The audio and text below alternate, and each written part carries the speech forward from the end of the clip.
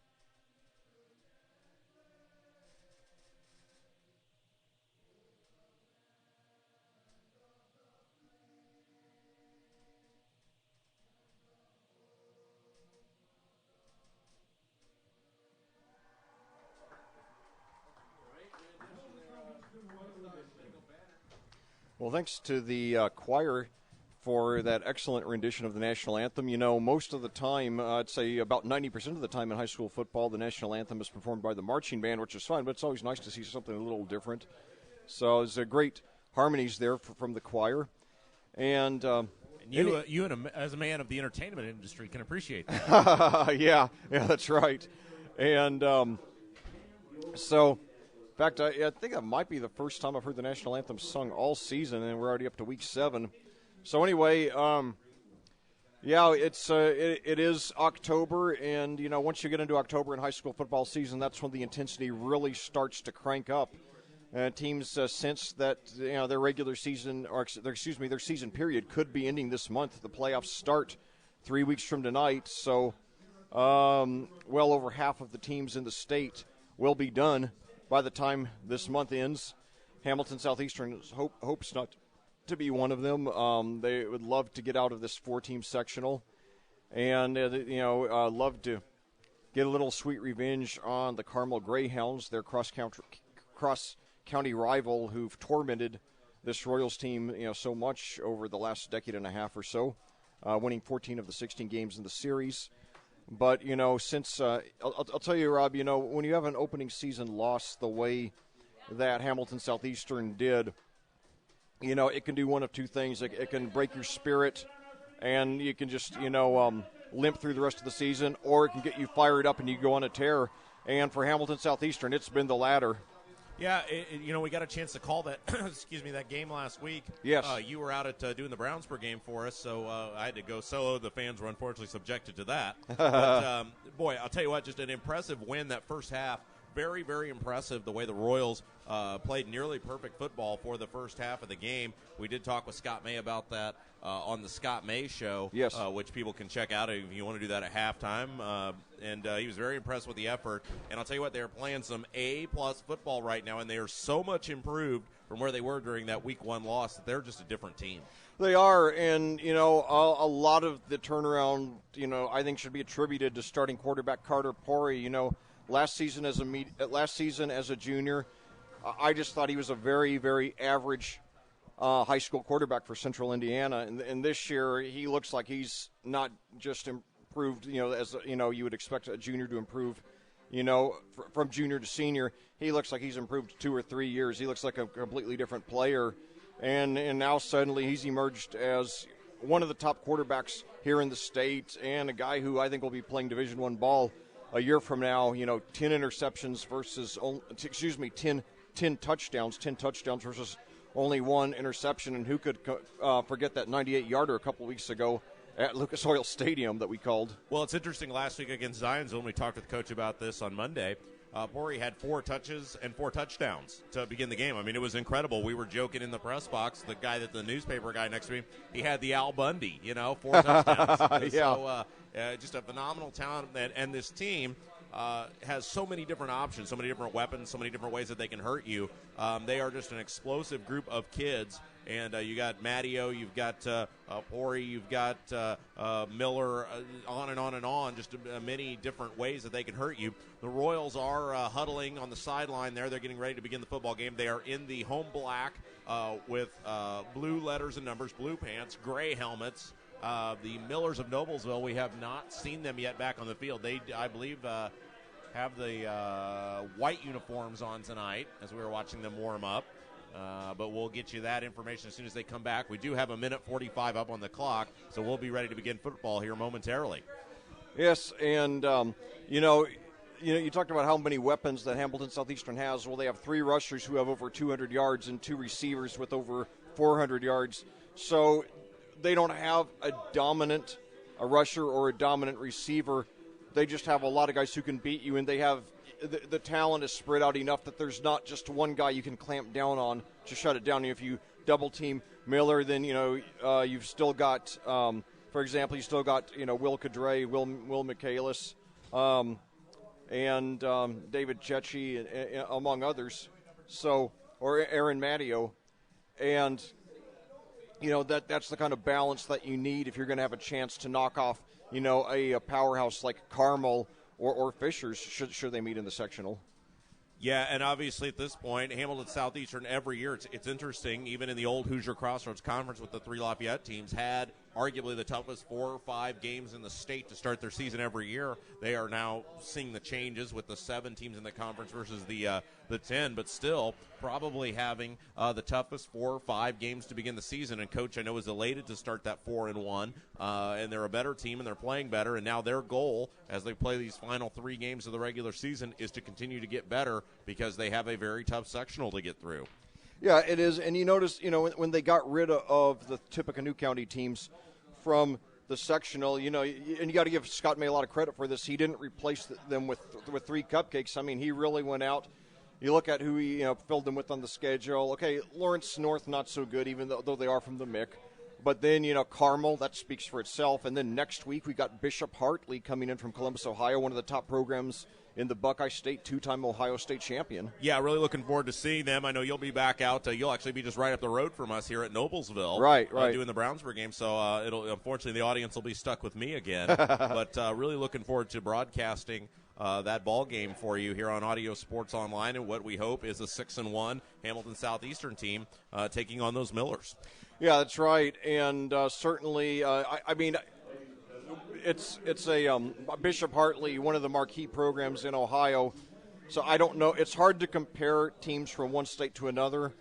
But, like I said, if you've won in a state championship in Ohio twice, that means you're pretty darn good, because Ohio is one of the marquee high school football states in the country. Well, and we see this every year as the captains for both teams now on the field. The Millers are wearing the very Purdue-esque uniforms, the road whites, black pants, black letters and numbers, gold helmets, as they meet the Royals for the coin toss. And here in un momento, we will tell you who did what. It looks like the Royals have won the toss. They have deferred to the second half, and so the Millers will, receive the football. If you're just joining us, I'm Rob Kendall. Your play-by-play announcer for the evening is Lex Zorn, and we are at Hamilton Southeastern High School, IU Health Field, as the Royals are playing host to the Millers.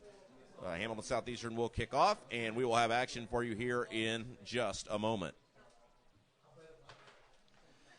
Well, now we got the Millers huddling by the sideline. Now we got the Royals taking the field now.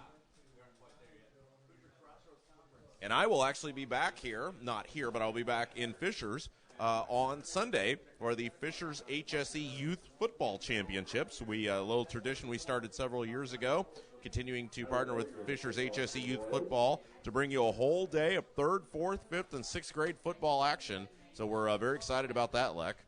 Oh, yeah, it's always great to look at the next generation of stars. Hopefully we'll get a lot of, people out to support the kids. It is a Sunday, so I am working on a Sunday, so I feel like I should get some, bonus points for that. Yeah, time and a half at least. But if you're watching this broadcast and you do have a son that's in 3rd, 4th, or 5th, or 6th grade, we'll have those broadcasts for you on Audio Sports Online. They will be video broadcasts, and they will be archived. Yes, they will. So let's see who's kicking off for the Royals. God, they have an awful color scheme for seeing the numbers, I'm sorry to say. So anyway, I cannot tell who it is. But he kicks deep, and it's going to be fielded at the 10, right up to the 15, 20. He's got a hole up the middle. Oh, no, 30, 35. And that was Jarrell Ure. He's the team's leading rusher, averaging nearly 7 rushes a carry. He's a big-time college prospect, uncommitted now. Colin Miller of the ironically, Colin Miller of the Millers is committed to Purdue. There is a flag, and it looks like it's going to be in the area of a hold, a block in the back. And so that return will be negated, and that's a good call for your Royals, as that will push the aforementioned Millers back quite a bit. Yeah, so they'll be starting. They were going to be at the 40. Now they're going to be it's going to be brought down, 10-yard penalty from the spot of the foul. It'll be 1st and 10 at the 11. So, like I said, Noblesville has a 1.5 to 1 rush pass ratio. Their offense is spearheaded by senior running back Jarrell Ure. He's the only running back now. We got 3 receivers to the right, 1 to the left. Jure standing on the right of Luke Mello, the quarterback. Jure gets it, and he goes up the middle for about 5. One of the things Hamilton Southeastern has done well all year long, except for that really the Carmel game, is they've controlled the line of scrimmage on both sides of the football. Yeah, and so definitely they want to try to, it's going to be hard to, hold that thought till after the play. So 2 receivers to the left, 1 to the right. Ure, the running back. Ure gets it on the handoff from Mello, and he breaks through several tackles. He's still up, and he's close to the 30. So 2 rushes for Ure. He's already got a 1st down. Big-time explosive speed there, and that's something the Royals are going to have to contend with, that if he can get to the line of scrimmage without being touched, he could very easily turn those into big plays. It's going to put a lot of pressure tonight on the linebacking crew for the Royals as well as the secondary. Yeah, 16 rushes, 2 rushes, 16 yards already for Jure. So now 2 receivers to the right, 3 to the left, and now Jure moving left to right. Now he hands off on a reverse, and who is that? We got a flag, though. And if the play stands, it's going to be Chandler Hurst brought down for a loss of about 5, but we'll see what the result of the play is first. Yeah, I think it's going to be a block in the back. There was screaming from the Royals sidelines and the Royals stands for a flag on that, and I think they are going to get them with a block in the back. We shall see. Yeah, it's a hold, and so they're going to decline the penalty, I no, they're going to take the penalty because it's okay. That makes sense. It is a spot of the foul penalty, so since it was done in the backfield, it is advantageous for HSE to take the additional 10 yards. And Chandler Hurst is 6 for 168 on the ground this year with 1 touchdown. And hold that thought till after this play. So 3 receivers to the left, Yoré, the lone running back, 1 receiver to the right. Mello gets slow snap. He keeps it himself. He takes it up the middle, and he's going to get several yards but be well short of the first down. Yeah, that was a huge penalty because, again, it was a spot of the foul penalty, so it was in the backfield about 7 or 8 yards, 10 yards on top of that, almost a 20-yard penalty that time. Yeah, Luke Mello, the quarterback, is a senior, 6 feet, 185. His team's second leading rusher. They give him credit for 6 on that one, his first carry of the game. So now fake the handoff to, and now he throws deep. He's got a man open up the middle. It's caught at the 45. And he goes all the way down to the 34. Who was that? That's going to be a huge play, whatever it is. That was Jackson Thurman. He is the team's leading receiver, and they give him credit for 48 on that play, the first pass of the game. So he was wide open up the middle coming off the fake to Yoré. So now low snap again, but this time he hands off to Yoré, who's up for about 5 or 6, or you're either pronouncing it on the PA. I'll go with the PA guy. This is my first time calling Noblesville this season. But Yoré, nevertheless, gets credit for 7. Got a little bit better of a spot than I thought. So 23 yards on 3 carries for Yoré. Again, the only rushing back, 1 receiver out to each side. Chase Evans out. Now we got Yoré gets it again, and he's got the first down and more over on the right side.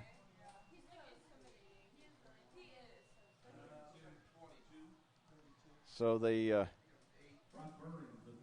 give him credit for 8 on that one. So 30 yards already on the ground for Yoré, not even 3 minutes into the game. Now 1 receiver to each side. Yoré in the backfield, standing on the right of Mello. Mello on the keeper this time. Runs into a man, but then he moves to his right, gets some room, and gets up for about 6. 9 minutes to go, 3 minutes into this game, still no score. The Millers 3-3, but like I said, they've had 2 one-possession losses. Team that's made a lot of strides in the Lance Scheib era, still trying to get over the hump. They've won 5 games each of the last 3 seasons, as they give Mello credit for 6. He also had 6 on his first carry. So now 1 receiver to each side. Mello in shotgun. Takes it, hands off to Yoré. This time he is brought down for, it looks like, a short loss. First time he has not gained yards. I think they're going to give him credit for about -2. 8:20 to go and counting. They're giving him credit for a loss of 1. So now let's see. We've got J.D. Scheib, the coach's son, wide receiver out to the left. And we've got Jackson Thurman out to the right. He had the big reception earlier, 48 yards. And now handoff to Yoré. We got a flag down. Yoré runs for the far left of the field. He's got some running room, and he gets inside the 10, pushed out of bounds about the 7, but we'll see if it counts or not. It is a first down if it counts.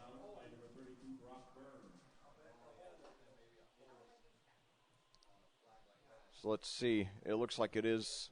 Oh, it's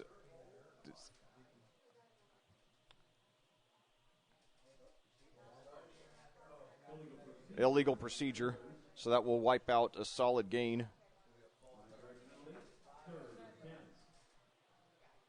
So that'll be, with the clock stopped now with 7:50, they'll bring up 3rd and 10, wiping out a gain of about 8 yards for Yoré. 7:50 to go here, first quarter, no score at Hamilton Southeastern. This is a great cross-county and cross-conference rivalry here between these 2 schools, located just a few miles apart here in Hamilton County. Now 2 receivers to the left, 3 to the right, no running backs. Mello in shotgun, he takes the snap, throws, and it's there's some miscommunication. He threw to Yoré, who, like I said, is a very dangerous receiver, so it is incomplete. And that's only the second pass of the game. It brings up 4th and 10 at the 22. Let's see if they will go for it. Hamilton Southeastern's kicker is perfect on the season. That's Andrew Little. He is a senior. He's 16 for 16 on extra points, as well as 4 for 4 on field goals with a long of 37, but they are going to go for it. 2 receivers to the left, 2 to the right.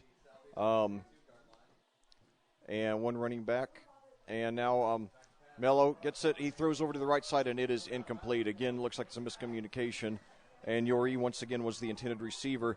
So the Millers move the ball pretty well. They drive the ball about 60 yards, but end up turning it over on downs. And with 7:46 to go here in the first quarter, now we'll get our first look of the game at the Hamilton Southeastern offense. It's, again, chilly outside, 55 degrees with 18-mile-per-hour wind. But we still have about 3,000 fans enduring the cold, including about 300 on the Noblesville side. So now Pori, with 1 running back, he hands it off. And so Aaron Matteo gets it up the middle for about 4.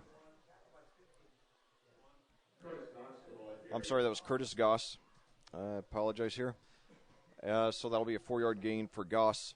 And now a screen pass complete over to the right, over to the 30, 35. He's got room, and that was Aaron Matteo. And they give him credit for about 14 there on Pori's first pass of the game. 15 there. Matteo, very dangerous through the air and on the ground. Now Pori pass up the middle, and it's just overthrown. Matteo was the intended receiver. First incompletion of the game. 2nd and 10 at the Hamilton Southeastern 41. Still no score first quarter. 7:16 remaining. 3 receivers to the left, 1 to the right. I believe Goss is the running back. High snap, but Pori gets it to Goss, who takes it up the middle for about 4. That'll bring up a 3rd and 5, 3rd and 6 or so. 7:05 to go now and counting. And they give Goss credit for 5. So he's accounted for both Royals rushes so far here in the early going. So now we got 3 receivers to the right, none to the left. Goss the running back, Pori in shotgun, high snap, but he and then fakes it over to Goss and throws up the middle. He's got a completion for the first down and maybe 1 yard more. That was Greg Miller on the reception. He was brought down immediately after making the catch, and they give him credit for 6. So Pori's completed 2 of his first 3 passes. 1st and 10 at the Noblesville 48. 3 receivers to the left, 1 to the right. Goss gets the handoff, and he goes up the middle for about 3. He's brought down at the 45. So, Goss 3 carries for 12 yards in the early going. 1 receiver to each side now. Goss the only running back. Now Pori lining up under center. And now fakes the handoff. Rolls to his right. He's got a man open, and it's completed to Matteo, who's pushed out of bounds about the 38. He might just have the first down. So Pori's completed 3 of his first 4. They might mark him slightly short. We shall see. No, they're saying he didn't catch the ball in bounds, so I apologize for that. So never mind there. 3rd and 7 at the 45. So now 2 receivers to the left, 1 to the right. Goss, the running back, Pori in shotgun. He throws up the middle, and it's completed for a first down and more. Tackled about the 32 or 33.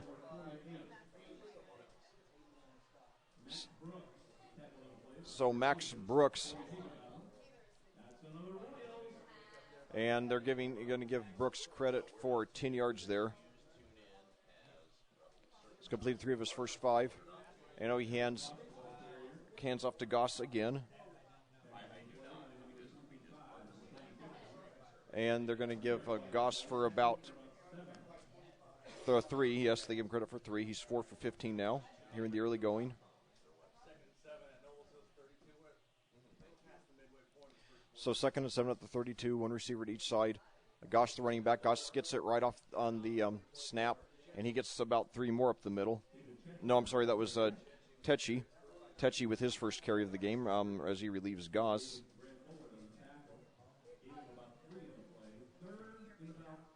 So they're going to give Tetchy credit for 3 on his first carry of the game, bringing up 3rd and 4 at the 28.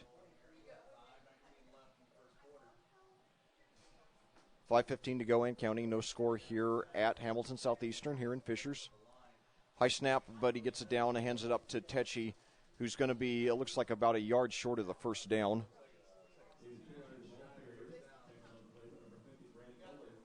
Yeah, they give him Tetchy credit for 3 on that one, too.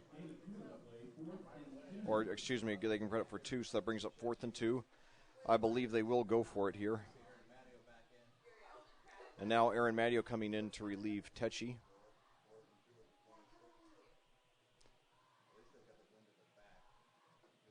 So now 3 receivers to the left, 1 to the right. Hand off to Madio, and he's going to get the first down easily and several more. He had a wide open space there on the left side and took advantage of it. So Aaron Madio is first carry of the game, and they give him credit for 5, bringing up 1st and 10 at the 21.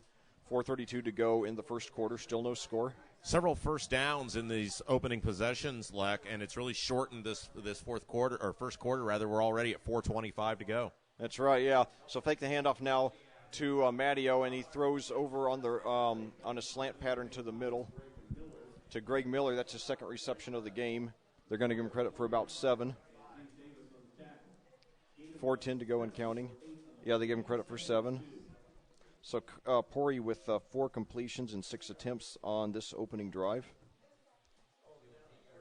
So 1 receiver to each side now. Madio, the running back.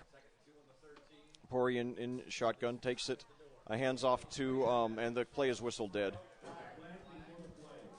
A lot of guys still wearing the short sleeves out there. They're much tougher than I am. I'm wearing a sweater. You're wearing a sweatshirt, and we're in the press box. Yeah, and you know, Rob, it's funny you mentioned that because I judge the quality of the weather for a season on how many weeks it is before I have to wear long sleeves for the first time. 2 years ago, I actually got up all the way to week 9, the last game of the regular season, before I wore long sleeves. This year, only week 7, but still, that's not bad. Well, and when it changes in Indiana, it changes rather rapidly. I know we've certainly called some games over the years where it was snowing or spitting rain, or the penalty is going to be against the Royals. Yes. But at the same time, Rob, you know, it's supposed to make a comeback. 75 the high for a week from tonight on the 10-day forecast. So, you know, I hope you all will get out here and support these kids on Senior Day. This is really a stellar senior class for the Royals. We got, you know, probably 5, 6, 7 guys who are going to go play college ball on some level. Probably, you know, at least 3 Division I guys, if not more. Yeah, and this is a team I know that Scott May won't do, you know, he's not going to tip his hand, but they've got to feel like they have a very realistic shot to be state champions this year. Yeah, they're ranked number 5 in the state. And, you know, as much as they've improved, you know, obviously if you're going to beat Carmel, you got to play an error-free game. Hey, this is a big penalty, Stephen. It's going to move them all the way back to the 33-yard line. Yeah, so that's a costly penalty. But, you know, first quarter, you know, no panic. 2nd and 21 now at the 33. 3 receivers to the left, 1 to the right. 1 running back, high snap, but Pori gets it. He takes it himself, and he's got several yards. I think they got about 6. Did he fumble? He looked like he did. Noblesville saying they got it back. Did no they? Signal yet from the refs. I think they're saying he might have been down by contact. Yeah. And I think they are, because they are not asking anyone to get off the field. So they just wound the clock. So nice try there. Nice sell job there by the Millers. Unsuccessful. So, yeah, Carter Pori, I know, high snap, but he gets it. He's got plenty of time. Now he rolls to his right, throws deep into the end zone, and it's overthrown. He was hit. He took a big hit, got sandwiched there by 96 and 51. Is that 50? No, 56 for the Millers. So big hit that time by the Noblesville line. So 4th and 15 at the 28. So will they go for it, or will they attempt the field goal? We shall see. It would be a 45-yard kick from here. They are going to kick it. Wow. So it'd be. But you know, I saw Alex Bales, a freshman, for Westfield kick and make a 55-yarder last week. Were you aware of that, Rob? I was not until now. Yeah. And so hold that thought until after the kick. But anyway, it's a 45-yard temp. Low snap, and so they don't even bother attempting it. So the kicker is going to run with it, and he is knocked out of bounds at about the 34. Well, that's a huge momentum shift if you're Noblesville. You had Southeastern driving deep into your territory, appeared to be on the verge of a touchdown. They get that big penalty that moves them back, then you stop them, and they botch the kick. Bad snap on the kick, by the way. Yeah, yeah, definitely so. So going to be just tuning in, 2:53 to play, first quarter, no score. Millers with beginning their second possession of the ball game. Yep, first. Did you see who had who was running that play? By the way, it was the kicker who ended up with the ball. Okay, yeah, but I mean, did you catch which one it is? There's the snap. Now Mello's sacked. He looked for. He didn't have anything. He looked for a pitchback. Looked for a receiver, and there was nothing open. So he just takes the loss there. Mello had, he's, like I said, team second leading rusher, but he's stuffed on that play.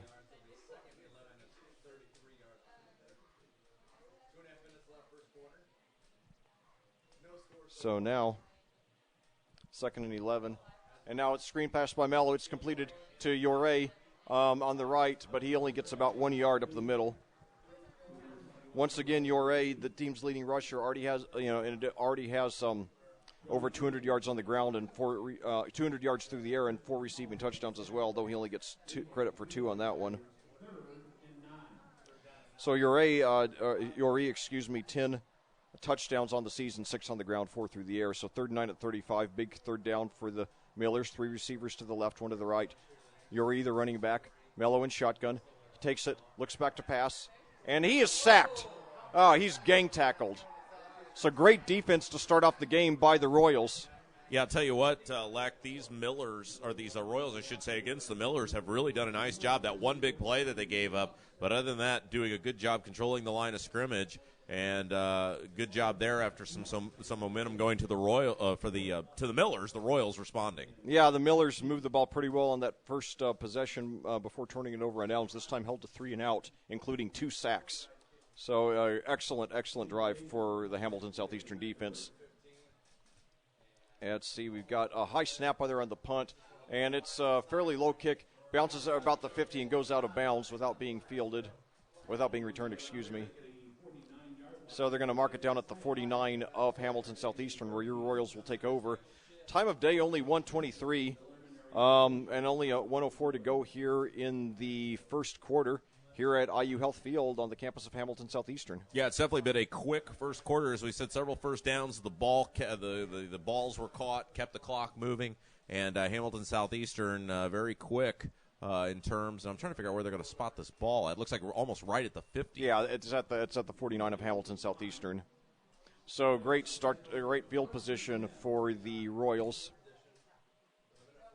I'll tell you, Rob, I really hope that they'll make a little modification to these uniforms, because this color scheme makes it really hard to see the numbers for Hamilton Southeastern.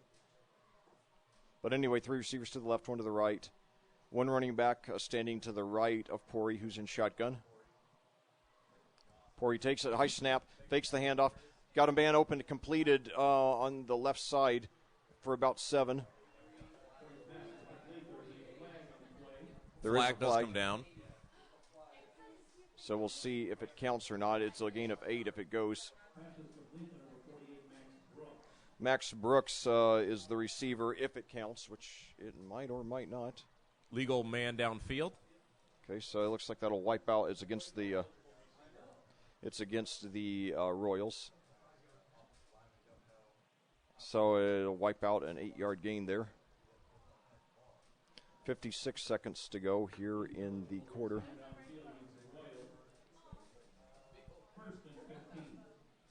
First and 15 for the Royals now. 2 receivers out to the left, none to the right. A couple of big penalties have really hurt the Royals early on, Leck. Yes, fortunately though, still the score even at 0. So now Pori fakes the handoff. He looks back. He's dodges a tackle, thinks about taking it himself, but he is brought down at about the line of scrimmage. Well, it has been a good quarter for both defenses so far. Yeah. And a couple of penalties have hurt the Royals.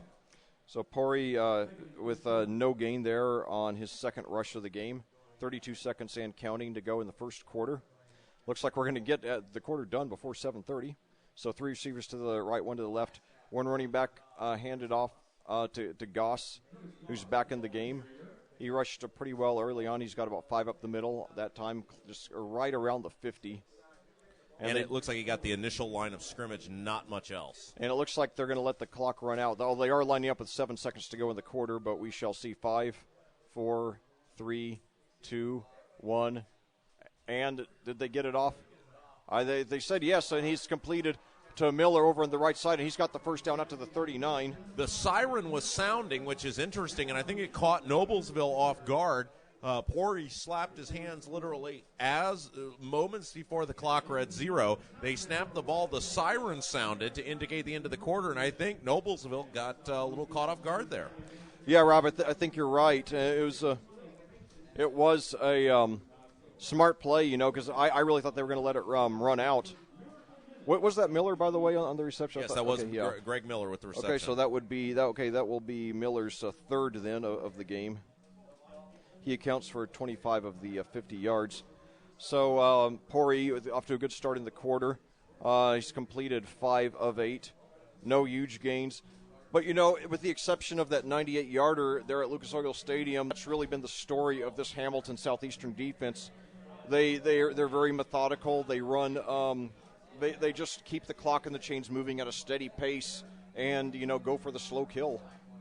Yeah, this team can be methodical. They can score quick. And a name we haven't heard a lot tonight so far is Aaron Matteo. Yeah, but, that's the beauty of having a team this balanced. Like I said, 3 receivers over 200 yards already. So they can hit you with a lot of different weapons. And so far they've done just that. I mean, they already have 4 different players who've rushed tonight. So now 2 receivers, hold that thought. So handoff to Goss again, who gets it up about 2 or 3 yards there. Up to about the 43-yard line. So, again, a nice gain on first down. And by the way, in sharp contrast, you look at Noblesville, where they have 3 guys who account for all but 6 carries on the season for their rushing offense. So now handoff again to Goss. This time he's got he's broke a couple of tackles, and he's going to be very close to the first down. Well, and this is right about where they were the first drive down when they got the big penalty that pushed them back. Yeah, so now 2 consecutive plays by Goss to start the quarter. He gains 9 yards total, so it's 3rd and 1. 1 receiver to each side. Goss, the lone running back. Goss gets it again. He takes over to the left. He's got the first down. Spins around, gets past the 25. No, I'm sorry, that was Matteo now into the game. Aaron Matteo. They give him credit for, I think, let's see. I think they got it marked at the 24. I can't tell from my vantage point. The first down, nevertheless. And now David Tetchy now into the game. He's got a run up the middle. And they gave him credit for 2.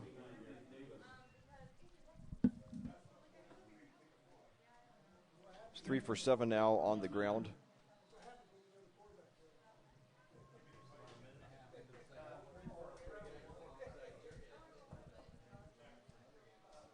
So now 2 receivers to the left, 1 to the right. Tetchy, the running back. High snap, but Pori gets it. And he throws up the middle. He's got a completion inside the 10. It's really hard to see the ball when it comes out of his hand down there. And I was just getting ready to say, that is a pretty big gain there on second down. The Millers may be content with this because the longer it takes the Royals to get in, the fewer times they get to have the ball. So even if they end up scoring once again another sustained drive by the Royals, the Millers have not given up the big play. Yeah, 4 receptions already for Miller, not the Millers, but Miller. That is the way that's confusing. So handoff to I believe that was Techi. He's still on his feet. Wow, that was Matteo. But anyway, he fell to the ground, but his knee didn't touch. He pushed himself up with one hand, spun around, and then went out to the left side. And he didn't gain much, but it was a great effort nevertheless. Well, if you are just tuning in, 9:40 to play, first half. I'm Rob Kendall. Your play-by-play announcer is Lex Zorn. We are at Hamilton Southeastern High School, IU Health Field, as the Royals knocking on the door. No score. Now, pitch back to Matteo now. He goes over to the right. Now goes back to the left. He's got some room, but he's brought down. He stays up and lunges forward for about 2 or 3. So Matteo rushed about 20 yards to gain 2 or 3. Great effort, looking for some room. That would have been very Barry Sanders-esque had he got into the end zone that time. Yep. Yeah, Barry Sanders, the guy who made Detroit Lions games worth watching for about 7 or 8 years, which says it all. Big third down now, 3rd and goal coming up for your Royals. So now 2 receivers to the left, and Matteo gets it on the handoff, and does he get in?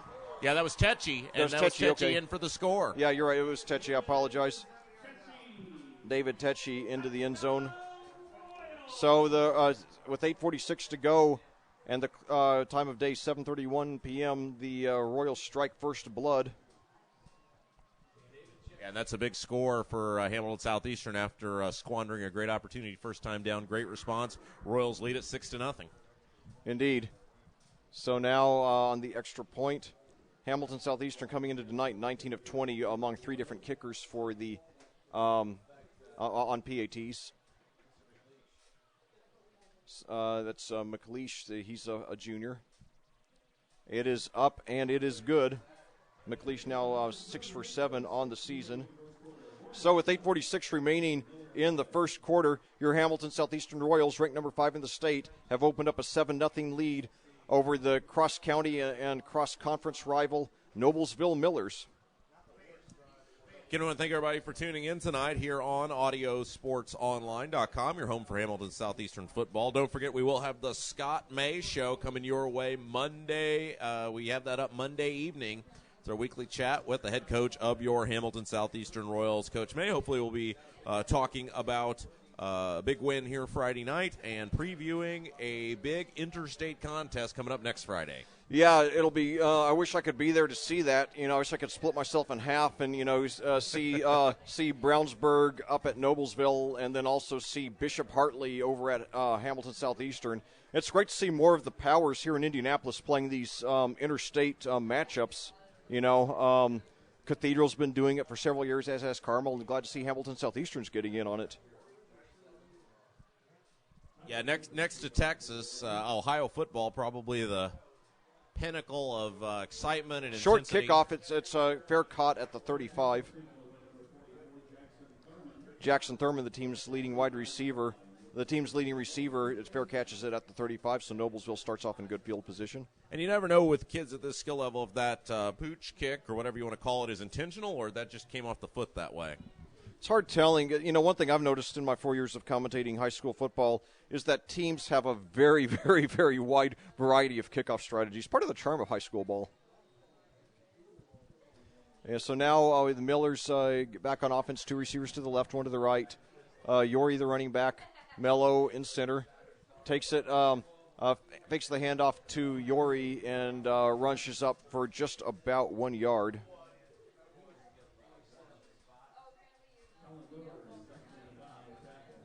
So, yeah, they give him credit for 1.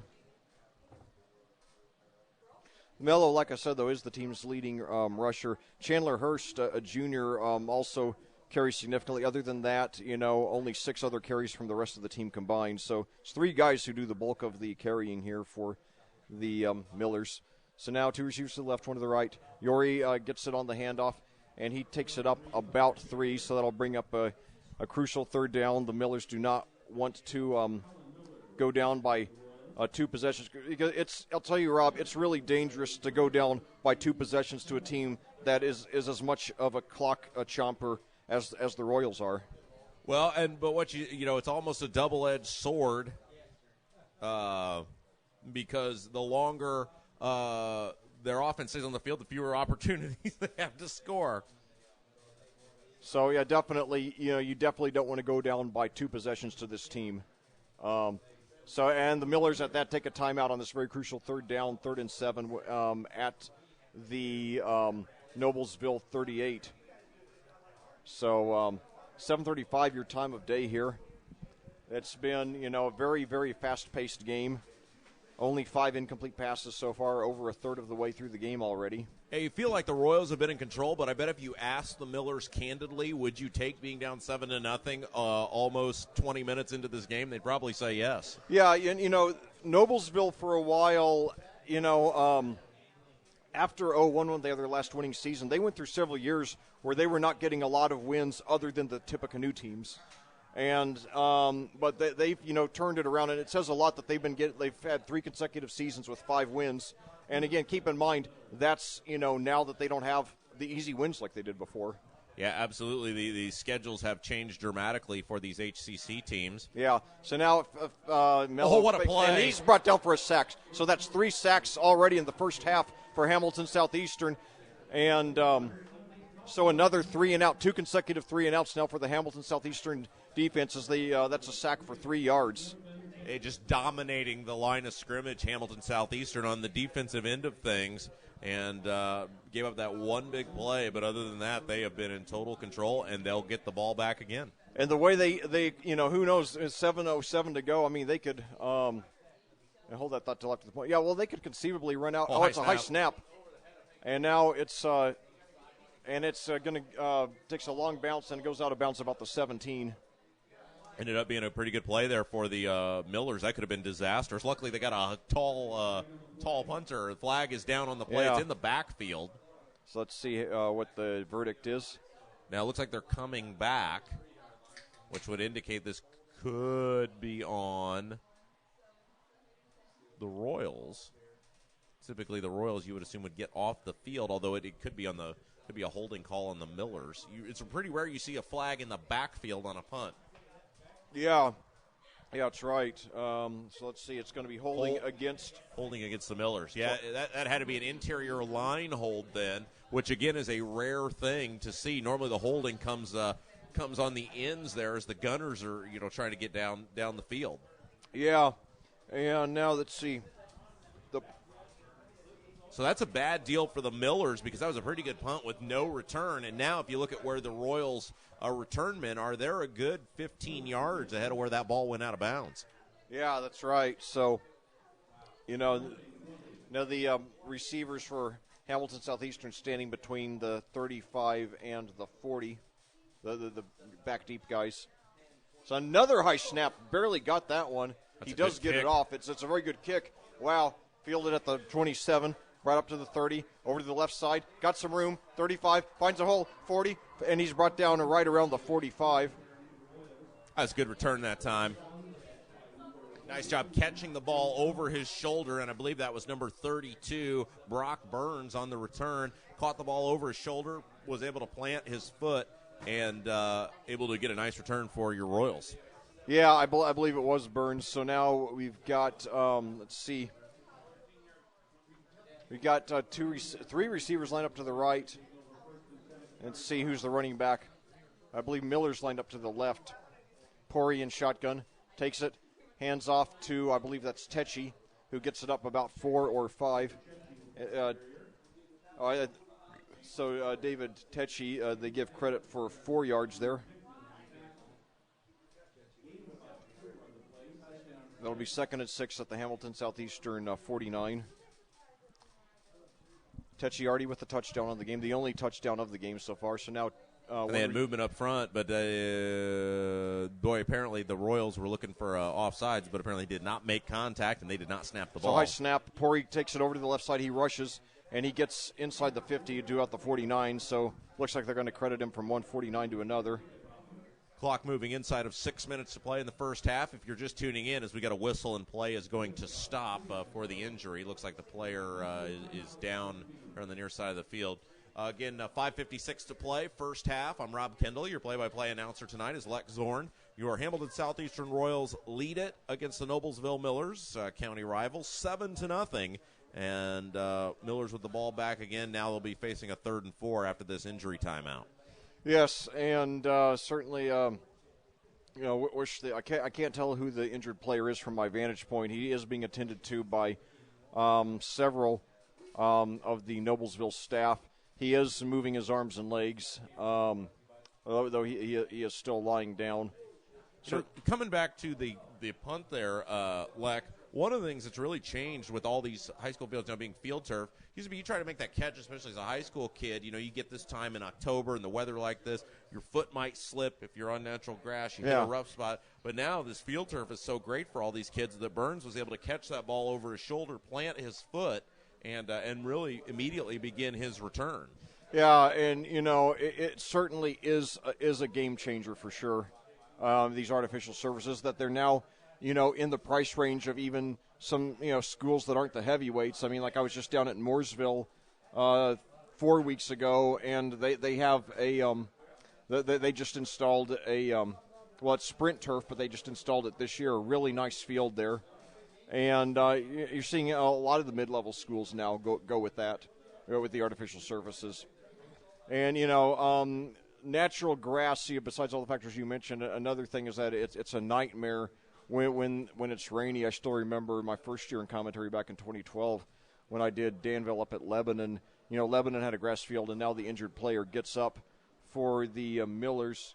That is number 81, Alejandro Ibanez. He's a sophomore, tight end and linebacker, getting a nice ovation.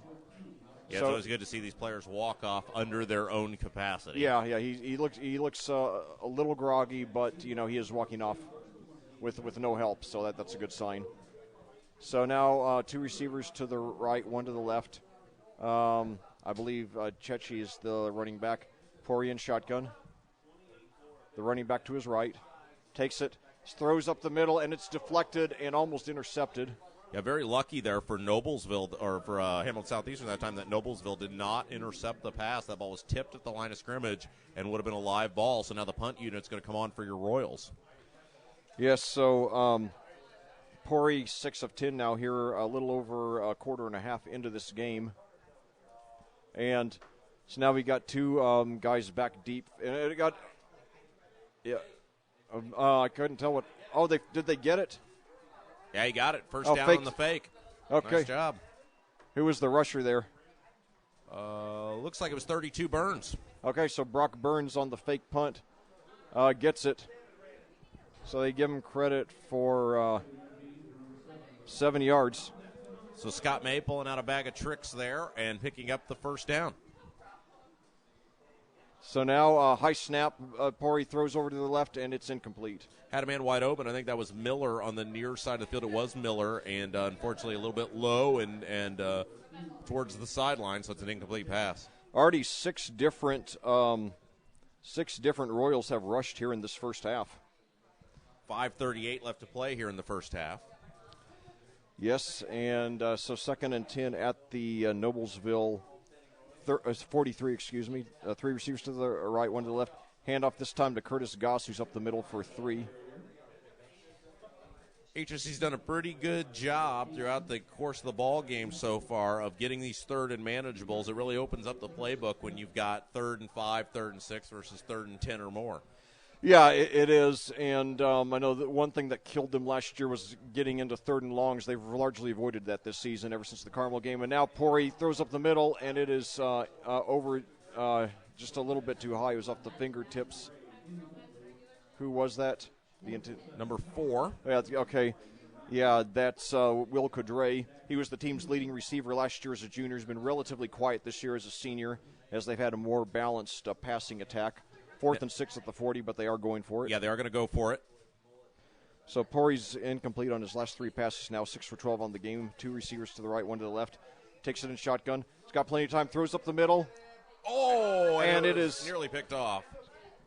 Yeah, it looked like it was. It was tipped at the line of scrimmage, and number 50 for the Millers made a diving effort for it.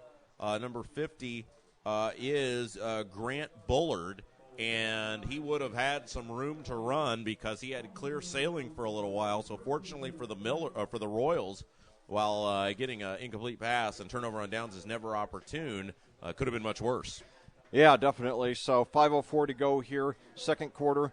Noblesville trying to get a score before the half, especially since Hamilton Southeastern gets the ball to start off the second half. So one receiver to the left, three to the right. Yori, the only running back. Yori gets it off the handoff, off the snap, and he gets about 2 yards up the middle. Yori, the team's leading rusher on the season, averaging over 100 yards a game. He's been contained tonight, so they give him credit for 2 on that. He is 9 for 36. And even for a carry, he's just under 7 a carry on the season. Yeah, it's interesting. He had a lot of success those first couple of plays, and then since then the HSE line has really shut him down. They've contained him very well, certainly, and now with 3 receivers to the left, 1 to the right. Low snap, but Mello gets it. He dodges a sack. He takes it himself. He's got several yards. He slides down at about Here comes the 30. The flag. Yep, they're going to get a roughing the passer. They're going to say he gave himself up, and yes, that the Royals hit him. And now that's a tough play because he gave himself up late, and that's always a tough play, and the officials are talking about it now, and they may hold this flag up because he was in the open field. He did slide, but, boy, I tell you what, that's a tough penalty if you're going to give it. Yeah, and, speaking of that, if they do wave off this flag, did you hear Bob Lamy's call the other day where he complained about how in the Monday night game the week before there were 9 canceled flags? Yes. I posted something to Facebook about his announcing. And I saw that, and of course, I responded to it, but I just wondered if that was one of the plays you were referring to. Well, this is a tough call in there. It is going to stand. I mean, look, the quarterback is in the open field. He's running. He's got the football in a locked in a good firm position there. You as a tackler, you're trying to make the tackle, and then the guy decides he's going to slide. It's not like you'll see a lot of times when the guy's in the open field and he clearly is to the first down marker and he's going to slide. That's one thing, but that's a tough call against the Royals. Certainly subjective and a tough break, but first and 10 at the 39, nevertheless, 2 receivers to the left, 1 to the right. Now a pass over to Yori, who takes it over to the left side for about 3 or 4. So that'll bring up second and about 6 or so. 3:59 to play, first half. Clock winding down. So they give Yori credit for 2 yards there, bringing up second and 8.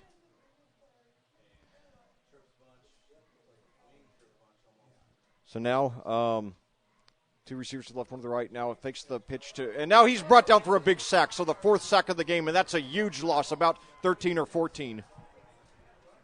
That's wow, that is a huge loss. Going to push them all the way back to the 50-yard line. So now it's going to bring up a third. What was a 3rd and 2 is now a 3rd and 21. Or 2nd and 2, a 3rd and 21. That's right, yeah. And that'll go down as a 13 or 14-yard loss there. Or negative 13 or 14-yard rush for Mello, the quarterback. So 3 minutes to go. And now Mello gets a low snap. And he throws deep down the left side. It's going to be overthrown. So bringing up 4th and long. Took a shot down the field there, had a single coverage, and as you said, Leck just overthrew the intended receiver that time. It will bring up 4th down, and you would assume they will punt the football here. Yeah, it's a too high risk otherwise to give the Royals a chance to get a 2-possession lead and then come out to start the third half and take a 3-possession lead. It's just too risky. You just got to punt it and try to hold them scoreless the rest of the half. Well, we have been wrong before, and we are wrong now because it looks like they are going to go for it. Wow, that is a very brave call, or maybe they're just trying to draw him off sides. We'll see, but he is going to punt it, quarterback punt, and that ends up being a great call because it'll hit, it'll bounce. Can they shut down it inside the they could down it at the 1. They do. Now the question is the player in the end zone? It didn't look like it to me, but we'll see. Now they're ruling him down at about the 1-inch line. Boy, that's a really risky play. And it ends up being a great play by the Noblesville defender there, as he got all the way down. Now the officials are going to talk about this. Now this is one I bet if it were under review, you would get overturned, but they don't have it here. Now the officials are having a discussion. He could have fielded the ball just inside the 10. He elected to let it go. He ran down to the goal line, and now they are going to move the football, and that is – well, a huge break for the no, wait, now they're going to stop it. They're going to say apparently where he initially touched the ball. Okay, I didn't see him touch it, but, they had a better view than I did. So they'll end up putting it at about looks like the 7-yard line, so that is still a much bigger break for the Royals as opposed to being at the 1-foot line. Indeed, yes. So now 1st and 10 at the 7. So one receiver to each side. Handoff there to, and he trips up. Who was that? That was Matteo, and boy, he was that little shoestring tackle there away from. He had a ton of room to run on the near side of the field. Noblesville, fortunate for them, able to get that shoestring tackle. We do have a timeout. The clock has stopped. There is a flag on the field. So it looks like they're going to just give Matteo credit for one. It looks like he slipped there when he was trying to cut to the right. Or cut to the left, excuse me. Holding on the Royals. Okay. And so that'll move HSE back. I assume they will accept the penalty. Yeah, definitely. They take the extra yards closer to the end zone, try to get a safety or maybe a fumble into the end zone.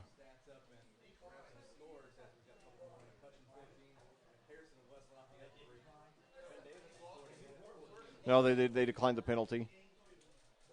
So they give Matteo credit for just 1 yard there. So now handoff to Matteo again.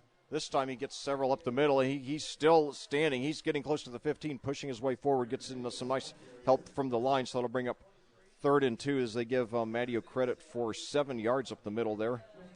Clock continuing to run, and this is a smart approach by the Royals. They're trying to milk as much clock as they can. If they pick up a first down, they've still got timeouts left, so then they can get in the hurry-up offense. But right now just trying to keep the Millers from having as much time. So now a handoff to Matteo again. Great he gets stiff on the left arm. side. Yeah, he gets up to about the 20, so they move the chains. Boy, he was caught.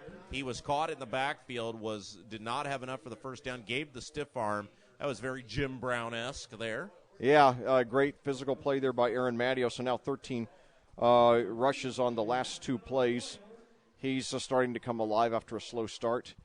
I've got him now on my stat sheet as 7 for 34, just under 5 a carry. So now 2 receivers to the left, 1 to the right. Matteo still the running back. Carter Pori now under center. He hasn't done a lot today. Pitch back to Matteo, takes it over to the left, and he gets about 5. Yeah, the Royals may be content here just to run this clock out, or at least keep just trying to run the ball and see if they can pop a big play. Yeah, they got the lead, and they get the ball first to start the second half, so they're in no hurry. And with their timeouts, they still got plenty of options as they give Matteo credit for 5 there. 2nd and 5 at the 26. 3 receivers to the right, 1 to the left. Pori takes a high snap, throws deep up the middle, and it's got a reception there for about 22 yards. The Millers they said it was incomplete. Because I was going to say, the initial looked like they were going to rule it a catch. The Millers were emphatic that it was not a catch. Not that nobody's ever lied before on the football field, but they were very emphatic that was not a catch, and the official ultimately agreed with them. So 3rd and 5 at the 26 for Hamilton Southeastern, 124. They'd like to get a first down here to make sure that the Millers don't get the ball back in the rest of the half. So now Pori takes a high snap. He throws deep down the left side for Miller, but he makes the catch, but did he get in bounds? No. So it was way on the left sideline. So now that's 6 consecutive incompletions for Carter Pori after starting off 6 for 9. So that'll bring up 4th and 5 at the 26. Very unlikely we'll see any fakery here, but stranger things have happened in high school ball. Well, if any team were going to do it, you would certainly think the Royals at any time could do anything they want to do. So J.D. Scheib, the head coach's son, back deep to receive for the Millers. And it's going to be out of bounds. Wow, it's a very bad kick. Goes out of bounds. They're marking it out at the 47 of Hamilton Southeastern. Nope, here he goes. He's still moving. And it's going to be the 41. Oh, 41, wow. So just about a 15-yard punt there. That was about as close to a shank as you get without being a shank. Yeah. So Millers, still have some life after all here in the first half. They still could get that score.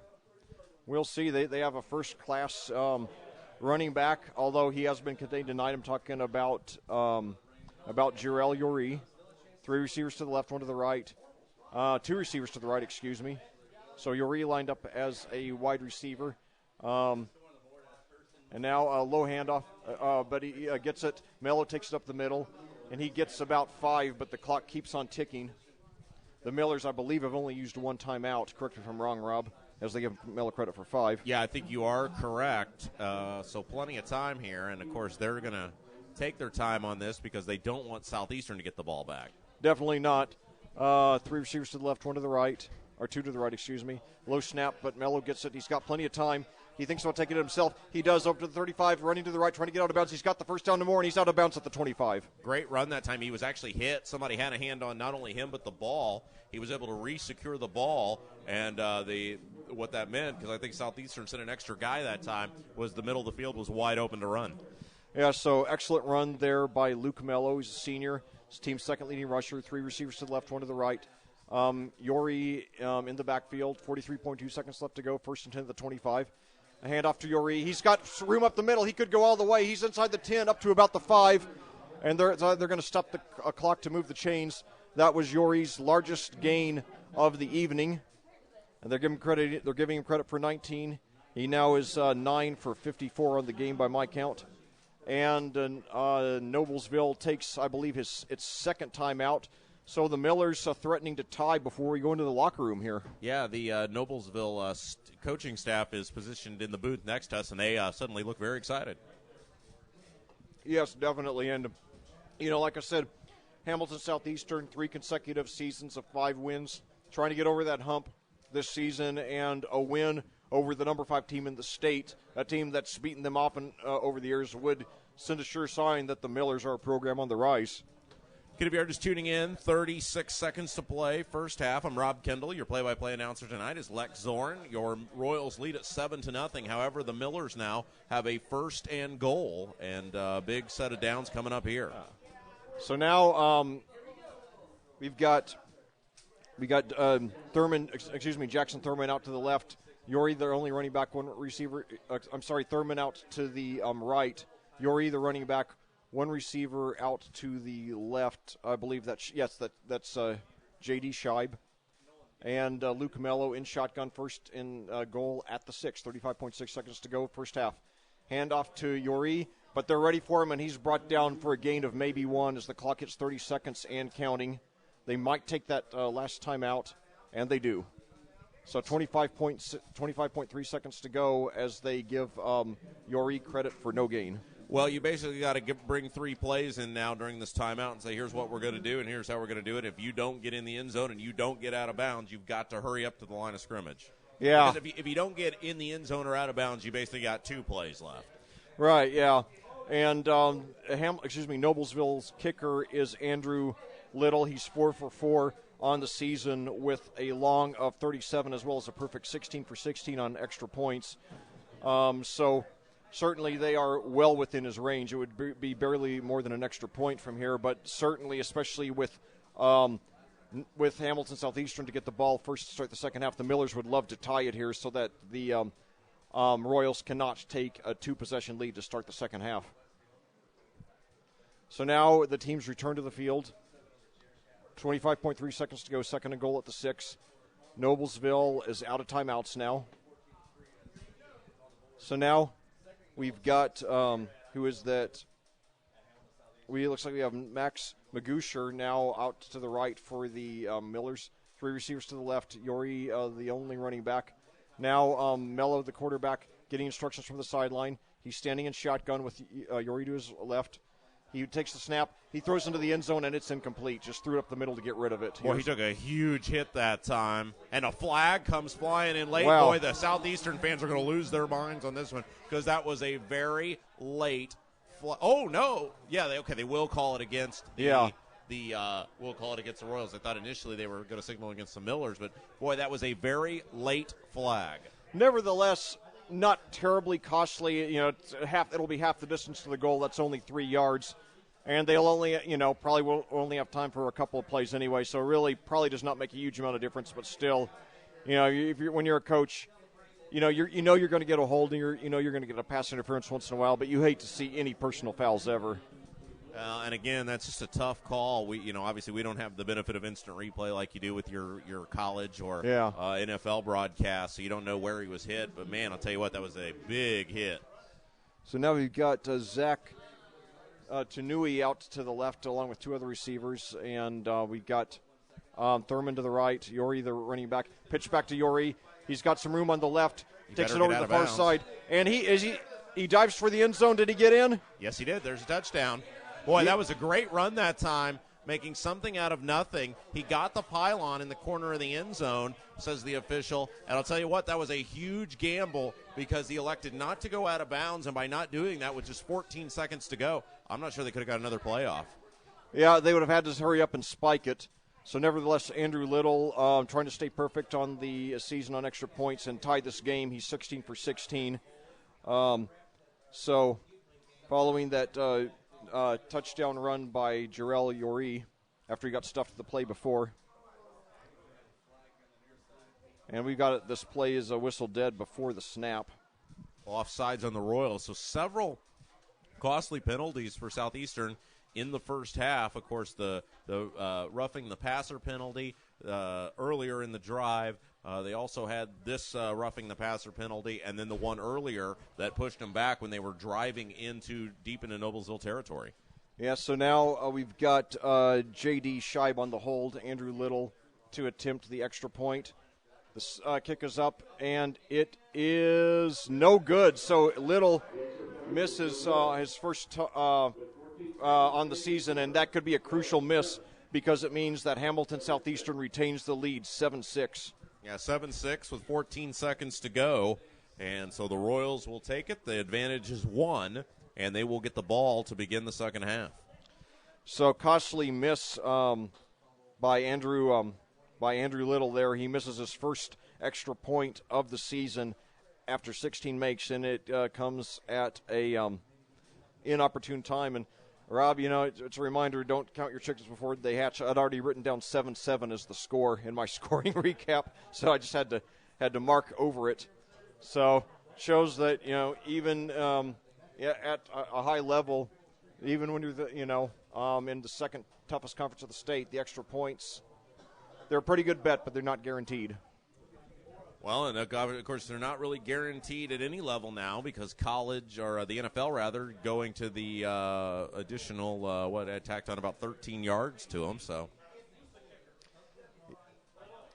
now 14 seconds to go, and we've got a light rain starting here at IU Health Field. So now see what kind of kickoff we'll see. It goes deep. It's going to be fielded. It's going to be very close to a touchdown. Fielded at about the 2, and he steps into the end zone.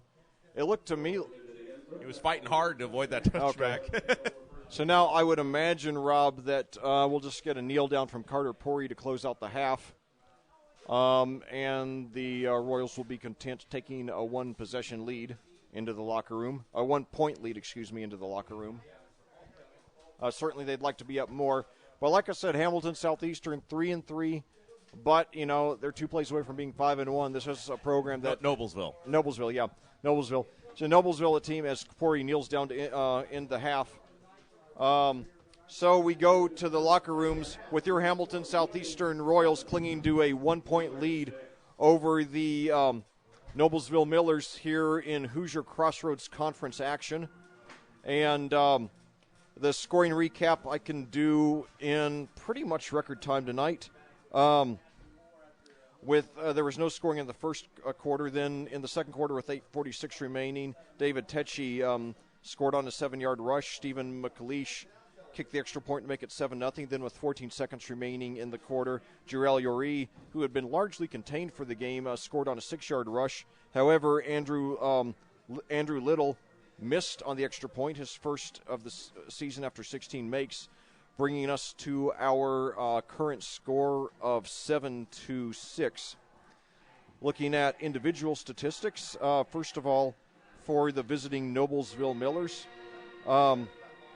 we have quarterback Luke Mello has completed 2 of 6 passes for 50 yards. Jackson Thurman has 1 reception for 48, that coming on the first possession of the game, which ended up being a turnover on downs. And then Jarrell Yori has 1 reception for 2 yards. On the ground, Yori has 11 rushes for 60 yards and 1 touchdown, while Luke Mello, the starting quarterback, has 5 rushes for 10 yards, although he's been sacked 4 times. So if you take out the sack, he's actually rushed very well tonight. And then for your Hamilton Southeastern Royals, Carter Pori has completed 6 of 15 passes for 71 yards. His leading receiver on the game is Greg Miller, who has 4 receptions for 40 yards, followed by Aaron Matteo with 1 for 15, and Max Brooks 1 for 10. On the ground, Aaron Matteo leads the way with 8 receptions for 39 yards, while Curtis Goss has 8 for 34. Carter Pori has 4 for 7. David Tetchy has 5 for 18, including the touchdown. And then Stephen McAleish, the kicker, has -6, that coming on a field goal attempt on which he picked up a bad snap. And then Brock Burns, on a successful fake punt, rushed 1 time for 7 yards, getting his team the first down. So it's been a very fast-paced game. Your time of day only 8:06, and these two teams really have delivered a defensive dominated game. However, Rob, if you're Scott May, one thing you got to be telling your team now is to watch the penalties. If this were a penalty-free game for the Royals, I think they could, be up by a couple of touchdowns.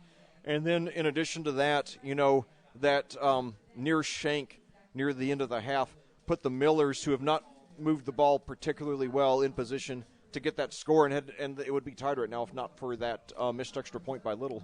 Oh, yeah, no doubt. The penalties were very harmful, as we talked about. Of course, the couple personal foul penalties and then or unsportsmanlike penalties.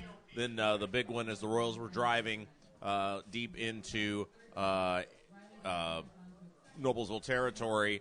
And then the one personal foul penalty or unsportsmanlike penalty set up the touchdown for the Millers. So sometimes it's a game of just a couple plays, or plays that don't happen, or penalties that aren't called, and that worked very well in the Royals' benefit in the first half of action. Yeah, so you just got to hope, if you're Scott May, if you're a Royals fan, that they will just play a fundamentally sound 24 minutes of football in the second half to pull away. The best case scenario for the Royals, if they get the ball to start off the second half, run 7 or 8 minutes off the clock, get a touchdown, and then that put all the pressure on the Millers, who have a solid offense but not a great offense. And not only that, but like I said, of the 237 rushes that the Millers have on the season, 231 come from just 3 players: Luke Mello, the quarterback, and then the running backs, Jarrell Yoree and Chandler Hurst. So if you can just keep any of those guys from going crazy, which they've done for the most part so far, except for that one big play by Yoree, then you can really keep this offense under control and have an excellent chance to pull away and win. So anyway, let's take a look at what else is going on around the state. We've got a full slate of games. Avon, another Audio Sports Online school, all over Westfield, 28-0 in the second. Westfield looking at its 3rd consecutive loss after that 4-3 start. Ben Davison in a marquee matchup, probably the matchup of the week. They lead Carmel 21-7 in the second. Carmel has lost a couple of games since their opening win over Hamilton Southeastern, granted to tough schools. Guerin Catholic and Brebeuf Jesuit tied at 7 in the second. Another HCC match. Well, good to see Brownsburg leading Zionsville in the second half. Zionsville is the number 9 team here in Class 5A. So Brownsburg, who looked like Brownsburg has really been turning the corner the last couple of games, especially with that huge 59-30 win up at Westfield last week that I had the pleasure of calling. So after that really bad start, some losses with some shaky defense, the Bulldogs look like they're, very possibly getting the season turned around in time for the sectional.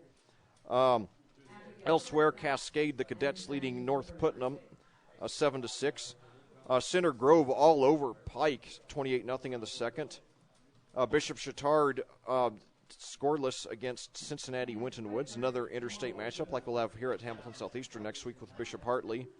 Delphi, the Oracles, one of the great names in the state, leading Clinton Prairie 7-0 in the second. Perry Meridian leading Columbus North 15-14 in the first. That's a matchup between a couple of top 10 teams. Owen Valley leading Cloverdale. The Clovers, not one of the toughest sounding names in the state of Indiana. Let's see what else is going on. Eastern Hancock 14-0 over Westdale in the first. Edinburgh, wow, they've had a really rough season, but it looks like they're turning a corner now. They lead Traders Point Christian 24-0 in the second. They started off really badly on the season. So good to see the Lancers turning it around there.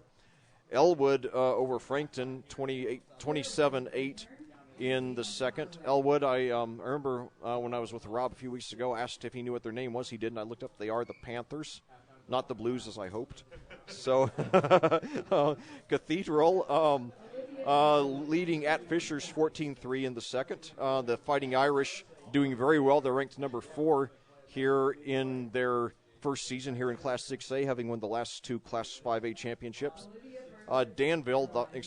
Frankfort, the Hot Dogs, probably the best name in the state, along with the Northwest Space Pioneers. But anyway, the Frankfort Hot Dogs leading the Danville Warriors 8-7 here in the second quarter. You know, that was one of the first games I ever did was Danville versus Frankfort. And for that game, I didn't know that Frankfort was the Hot Dogs until a few days earlier. So my halftime feature that night was the best high school nicknames in the country.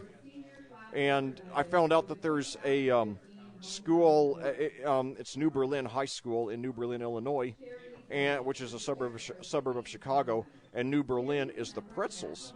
So I was thinking, since the high school football season coincides with Oktoberfest, that we should have Frankfort play New Berlin every year during Oktoberfest. You know, the Hot Dogs versus the Pretzels. That would be such a natural matchup. But it probably never happened, but it would be great if it did. Just like I remember one time when I was doing Greenwood, the Woodmen, I did the names of some of the some of the defunct schools here in Indiana, and there was one called the Ghosts and another called the Goblins. And I thought that would have been a great matchup, you know, a Ghosts-Goblins matchup. And there was another team actually in Indiana. I don't remember the school. It's one that folded. And by the way, there were literally hundreds of schools that folded or merged into other schools during the mass consolidation of the 50s and 60s. But we actually had a team here in Indiana called the Cops. And, you know, one of the best names in the country is in Yuma, Arizona, for Yuma High School, the Yuma Criminals. So that would have been a great matchup, the Cops versus the Criminals. And, by the way, if you ever want a good laugh, go to YouTube, just type in Yuma Criminals football. It is a classic. You know, you've probably seen, for example, some teams that have an animal mascot, they'll actually have a live animal. Like, for example, Colorado actually enters the field with a real buffalo, since they're the Buffaloes. Well, right, I cannot believe some animal rights activist group has not shut that down yet. yeah, because we know that the PC police have invaded the sports world in recent years, but nevertheless, the Yuma Criminals actually open their games. You have 2 police cars drive onto the field with their lights flashing and sirens blaring, and the team runs behind them. It is a classic, and the fans get into it. They wear prison gear to the games. So I don't know how they got the name. I had to look that up. You know, maybe there's a state prison there in Yuma. I don't know. But, you know, speaking of origins of names, I actually looked up because I had wondered about the Millers for years. I finally got around to looking that up this year. Well, the Millers took their name in 1925 as a deal with Noblesville Milling, who made an agreement to buy the school new uniforms in exchange for the name. Which apparently was a very common practice at the time, you know, at more than one level. You know, that's how the Green Bay Packers got their name when they started back in 1921, the second season of the NFL's existence. They were sponsored by a meatpacking company up there. See, I did not know that. I've learned 2 things I did not know. Again, if you are just tuning in, we got 10 minutes up on the clock. We are at halftime. It is homecoming, so somebody's life is being made, and somebody will, as long as you're not a senior, live to fight another day. And it's a 7-6 ball game. The Millers of Noblesville trail your Hamilton Southeastern Royals. Noblesville scoring at the end of the half and then missing the extra point. I'm Rob Kendall. Your play-by-play announcer for the evening is Lex Zorn. Well, thank you, Rob. And we got some other games to report. Decatur Central, surprisingly, after the absence of quarterback great Tommy Stevens, who's now at Penn State, still an explosive team this season. They're leading at Greenwood 22-0 at the half in a mid-state conference matchup. Heritage Christian leads LaPel 7-0 in the first. Indian Creek 19-0 at the half over North Decatur. The Indiana Crimson Knights, one of several homeschool high school teams here in Indiana now. I don't think they've won a game yet. They've been around 3 or 4 years. They might get their what I believe will be their first win tonight. They lead Indiana Deaf 18-0 in the second. Kokomo over Logansport. The Berries, one of the great names in the state. Kokomo leading 20-10 in the second. 2 or 3 weeks ago, we actually had what I call the Battle of the Food. You had, Frankfort versus Logansport, the hot dogs versus the Berries. I'm sure the health advocates were pulling for the Berries in that one. But let's see, Lafayette Central Catholic. Haven't been as dominant since they were forced to move up to higher classes after those 4 consecutive 1A state championships, but they're all over Lewis Cass tonight, 32-0 in the second. Another MIC matchup, Warren Central over Lawrence North, 28-6. Lawrence North, who we saw back in week 2 in that big win over Brownsburg. Lawrence North's been, they've been competitive in every game this year, showing that they're really turning the corner. They've lost to both Carmel and Ben Davis, but they only lost about 20, 21 points each. Games that, teams they were losing to by 50, 60, 70 points 2 or 3 years ago. So you can see Patrick Mallory has those guys turning the corner. Lebanon over Crawfordsville, 19-0 in the second. My alma mater, I'm sorry to say, going down very badly. Rob, JP's alma mater, as you might know, is Broad Ripple. I don't think they've won a game this season. And whenever I comment, Rockets. Yeah. Alma mater of course, David Letterman, but from a football standpoint, probably their best-known player is Roosevelt Colvin, who went on to play for Purdue and then, unfortunately, for the Patriots. But, still done the area proud. His wife actually runs a dessert shop up there in Broad Ripple called Sweeties, which I've never been to, but I'd like to check it out sometime. Supposedly they sell gourmet desserts. But anyway, when I commentate with JP and I start to give the Broad Ripple score, he always tries to stop me because they're usually way behind. Right. And with me, my alma mater, Madison, I don't know who's worse. He and I both have the misfortune of having awful alma maters in football. My father actually was on the inaugural Madison team back in 1960, who didn't win a game, and Madison they haven't had a winning season in over 20 years, I'm very sorry to say. And but they are trailing tonight. I think they won 4 games last year, and when Madison wins 4 games, that's a Carmel or Ben Davis type season by their standards. But tonight they're losing to Columbus East 33-0 in the second. One problem Madison has, though, is that part of southeastern Indiana is that most of the high schools within 30 or 40 miles of there, are basketball-only schools. They don't play football. So Madison's forced to play a lot of big schools like Jeffersonville, New Albany, Floyd Central, Bedford North Lawrence. And really, Jennings County is the only school in the conference that we're really in position to be competitive with, unfortunately. So we take a lot of lumps. I just wish some of those small schools out there would get some, get some football, teams. So, maybe we could be in a conference, where we're be more competitive like the Tippecanoe County schools, have been since they joined the NCC and left the HCC a couple of years ago. But anyway, elsewhere, Roncalli getting back on track. I commentated their upset loss to Plainfield 3 weeks ago. But the 8-time state champions tonight leading at Martinsville, of course, alma mater of John Wooden, and also significantly Jerry Seasting, another former Purdue great. Speaking of those former Tippecanoe County schools, 2 of them are playing tonight. McCutcheon, Lafayette McCutcheon leading West Lafayette Harrison 14-3 in the half. The Raiders have actually won 10 games over the last 2 seasons after those 3 consecutive winning seasons and the 38-game losing streak, but they are on the losing end tonight. Then Monrovia leading Lutheran 16-0 in the second. Another Mid-State Conference matchup, Whiteland leading Mooresville 17-0 in the second. Mooresville's improved a lot over the last couple of years, but falling short tonight. Mount Vernon 7-0 over Newcastle in the first. New Palestine, the Dragons, another great name. When I commentated Plainfield in the sectional championship game last year, they lost to Roncalli. Had Plainfield won, they would have gone out to New Palestine the next week. And I was really hoping I'd get to go out there and see what their mascot looks like. I've never seen their dragon. I don't know if he is really tough or, if he's actually just like a Puff the Magic Dragon type. But, I go to see some University of Indianapolis games, and, they're the Greyhounds.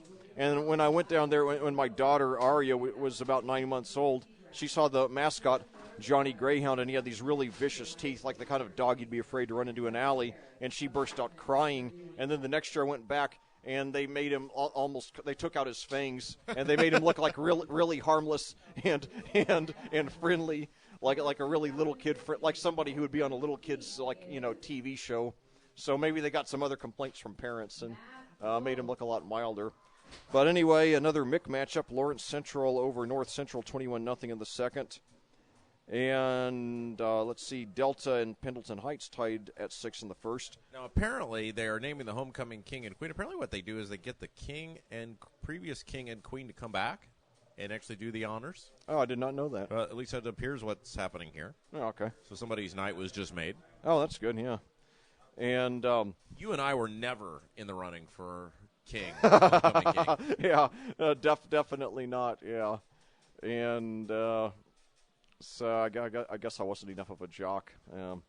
But anyway, good to see another Audio Sports Online school. Plainfield on the winning end tonight. They lead Franklin 14-13 in second. Wish my buddy J.P. Sinclair the best on the call there. Yeah, I just piped into that one, and they are at halftime. I saw the band on the field. So, by the way, what's the status of Plainfield's quarterback Colin Nicewater? No, he got hurt a couple of weeks ago. Yeah, they said he was, I think, Coach on the show Monday, the Brian Woodard show, referred to him as out for the foreseeable future, I think was the phrase he used. Oh, boy, are they still starting that freshman? Yeah, so boy, out of what do they say? Out of the pan, out of the something and into pan and into the fire. From the frying pan into the fire. Yeah, yes. There you go. Yeah. I knew you'd know what the saying was. Yeah, and actually, I first learned that it was often used in the WWF back in its renaissance in the '80s.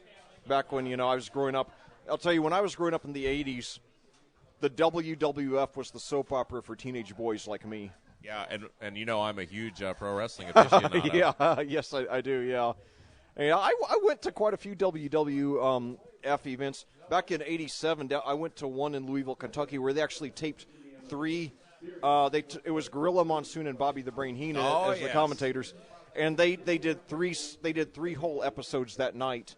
And then as a bonus match, they did, I think it was Hulk Hogan and Ken Patera versus Hercules Hernandez and somebody else in a tag team match. So you saw the Hulkster. I saw Hulk Hogan 2 or 3 times. Yeah, I saw him one time fight Kamala out in Cincinnati at the old Riverfront Coliseum. Yeah, and Pete Rose was there to introduce the match. Well, Rose was a huge pro wrestling fan. Is actually an honorary, a celebrity member of the WWE Hall of Fame. Yeah, and I'm glad that glad he's not been shunned everywhere. Well, no offense, because I'm a big pro wrestling fan, so I can say this. Rose fits right in with pro wrestling. He does, yeah, and but I'm from southeastern Indiana. I was surprised when I moved up here. I thought since Cincinnati's our closest major league team that it would be a Red city, and we got a fair number of Red fans here, myself included. But I think really, by my estimation, I think the Cubs are the biggest team in the city. Yeah, Cubs definitely probably hold 65% of the market share. You got some White Sox fans, and then the rest are Reds fans. And Cardinals too. And you're right. So, but maybe not quite, but probably close. 60-65% of people are Cubs fans. But there are quite a few Cardinals fans as well, and Reds fans, and then you run into the occasional White Sox. Is anybody a White Sox fan that you know? Do you know anyone that's a White Sox fan? Not right off, but I remember it was funny though because. I'm a and this gives away my age, but one of my favorite rock groups as a kid was Styx, and their former main lead singer, Dennis DeYoung. There is only one Styx. Let's be very clear, and that is with Dennis DeYoung in front. Yes, the rest yes. is just pretend. Yes. Way to go. And anyway. By the way, your Royals are back on the field going through their 3-minute pre-game warm-ups. That's correct, yeah.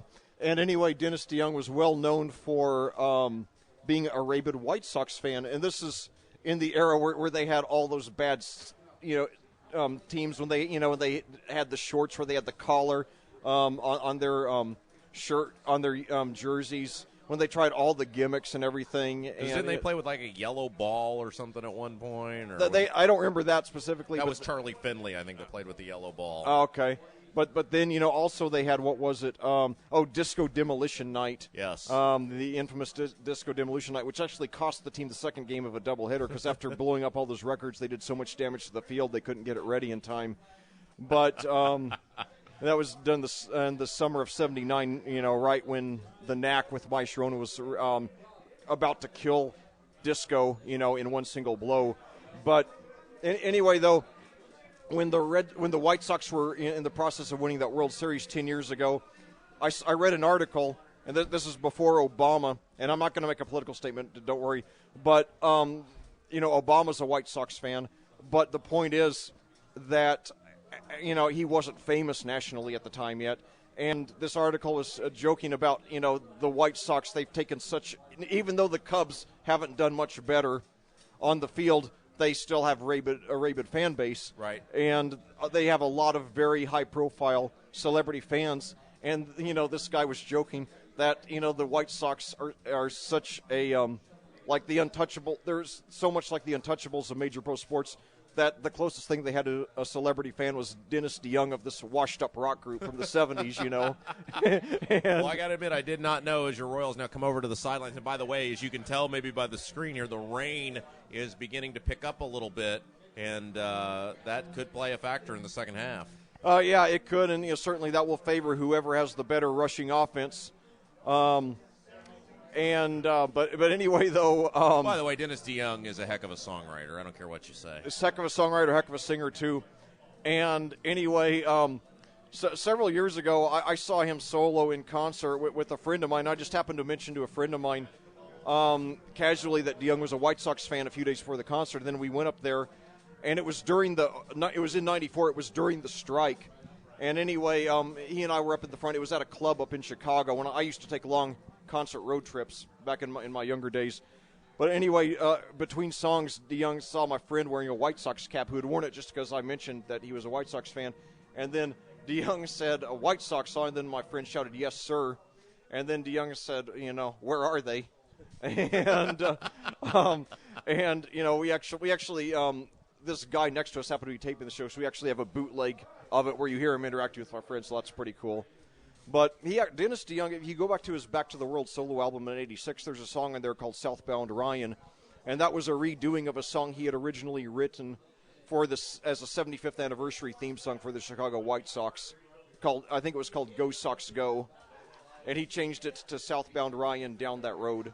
So interesting. Well, we are about ready to begin the second half. The Millers will kick it off. If you are just tuning in, 12 minutes back up on the clock. I'm Rob Kendall. Your play-by-play announcer for the evening is Leck Zorn. And your Royals lead it over the Millers 7-6. They'll have the ball. Leck, take it away. All right, thank you, Rob. Hamilton Southeastern get the ball first. They're hoping to run a lot of time off the clock, and as the ball falls off the tee here, waiting for Andrew Little's kickoff. And starting to see the rain, as we said, pick up. This is going to be a nasty evening to sit out in the stands in the second half because the wind also blowing out there. Yeah, and it doesn't see, we've got, I'd say the majority of the fans here, are staying in their seats. We got some who are left who are seeking shelter, but we got a lot of ponchos where you've got a holder there for the kickoff. And it goes very close to the end zone, fielded at the 1, brought up to the 5, 10, 15. He goes over to the far left of the field, breaks an ankle tackle. He's got still on his feet at 35-40 and brought down at the 45. An outstanding return there. I could not tell who got it. That was Maddie. No, I'm sorry. That was number 32. Was that Burns? Yeah, that was Brock Burns with the return. The defensive linebacker. He does a lot of the punt returning as well. And nice run that time. Evaded a tackler and great field position for your Royals. Yeah, great field position to start off. The half. And now we've got and we do apologize for the screenshot here. The rain hitting the window hard, and we've got the window closed. So we apologize if you have any interference watching the second half. We'll keep you on top of what's happening. So Aaron Matteo there as the Royals lined up in an I formation for the first time all game, along with one receiver at each side. So in fact, have we seen the Royals do an I formation all season? That's the first time I remember. But anyway. So now one receiver to each side. Pori in shotgun now. Takes a high snap. He rolls to his right. Pump fakes, then throws up the middle for a completion and a first down. Well, you got to give the Royals a lot of credit here on that throw. It cannot be easy to throw the ball in this weather, and a nice job by Pori that time. And really, as the receivers, they're going to have to watch the ball into their hands and make sure they do secure the football. Indeed, yes. Could you tell who got the reception there, by the way?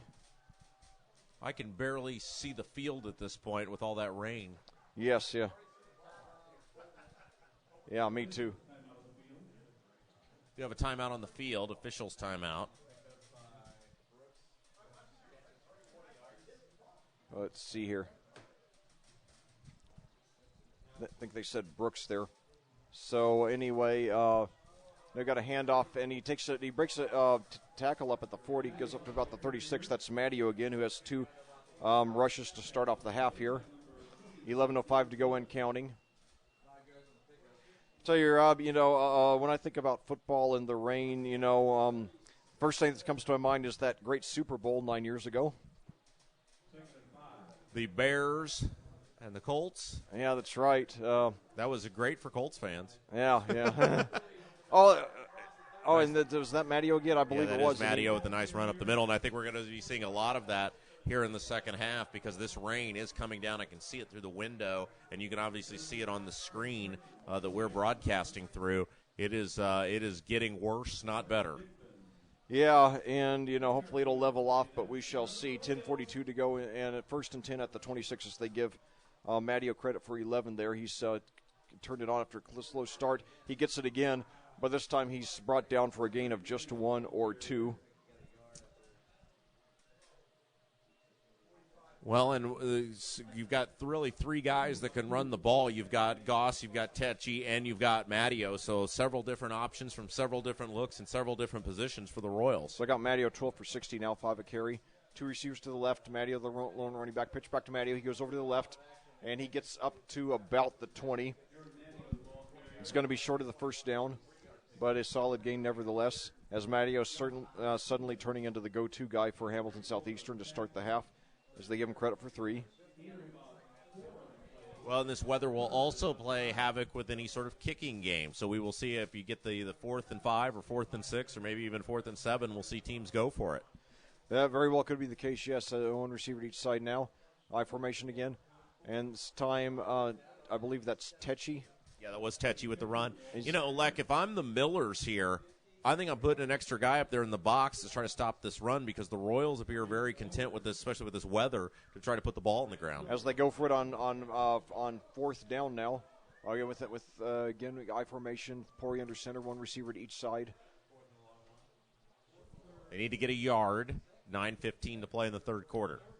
And Pori's good size. He could very well see a quarterback sneak from him, but he hands off instead. I believe that's Tetchy, and they might have stopped him. It's very close. Yeah. Let's see. Based on where this official from the far side of the field is coming in, it looks short, but it is a game of inches, and we will see where it's spotted. Could be a measurement. No signal yet.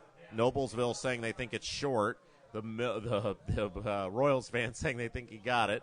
So no shock there. And they will say it does belong to the Millers, so they stop them. So David Tetchy stopped dead in his tracks. That was a nice defensive stand that time by the Millers. Yeah, very important, and very important for them. They get the ball back. They didn't quite lose 3 minutes on that opening drive, so they still have plenty of time. Any score will put them in the lead now. And they're a very good rushing team. So let's see what they do here. First and 10 at the 17, 9:02 remaining. So now we got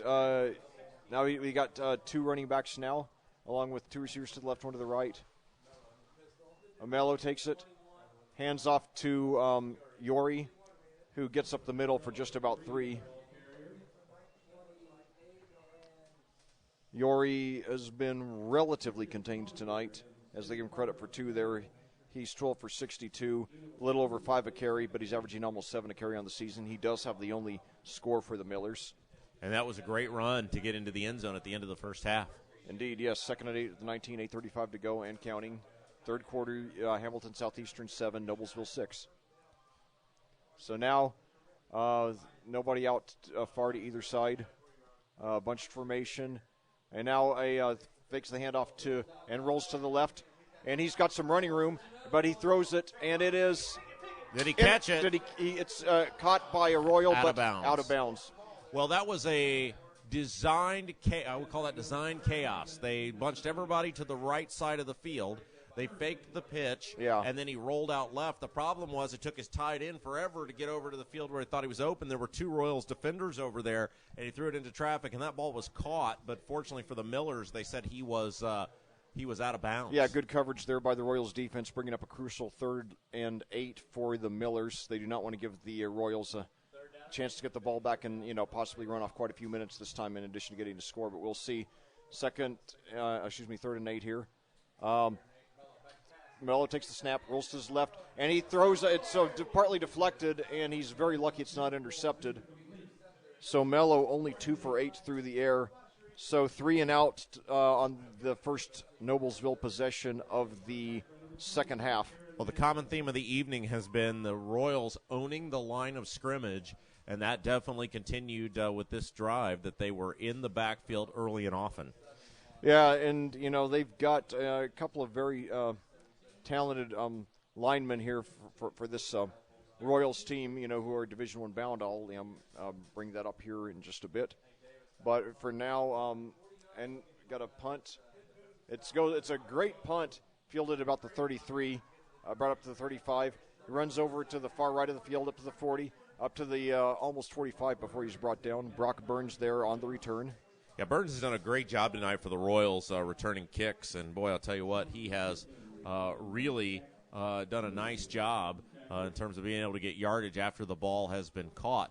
Again, if you are just tuning in tonight, your Hamilton Southeastern Royals lead the Noblesville Millers by a score of 7-6, 7:58 remaining to play in the third quarter. Southeastern with the ball at their own 46-yard line, and we'll turn it back over to our play-by-play man, Lex Zorn. Well, thank you, Rob. So now we got 2 receivers to the right, 1 to the left, 1 running back who's standing to the right of Pori, who's in shotgun. 7:58 to go. High snap, but Pori gets it, fakes the handoff, throws up the middle. It's complete, apparently for the first down. Curtis Goss with his first reception of the game for the for the Royals. They give him credit for 11. 7:53 to go and counting. It's 1st and 10, and now a handoff there to Techi now, who has the only touchdown of the game for the Royals. He doesn't get much on that one, though. 7:32 and counting. Hamilton Southeastern 7, Noblesville 6. These 2 rivals here in Hamilton County and the Hoosier Crossroads Conference. So 2nd down now. 1 receiver to each side, 2 running backs.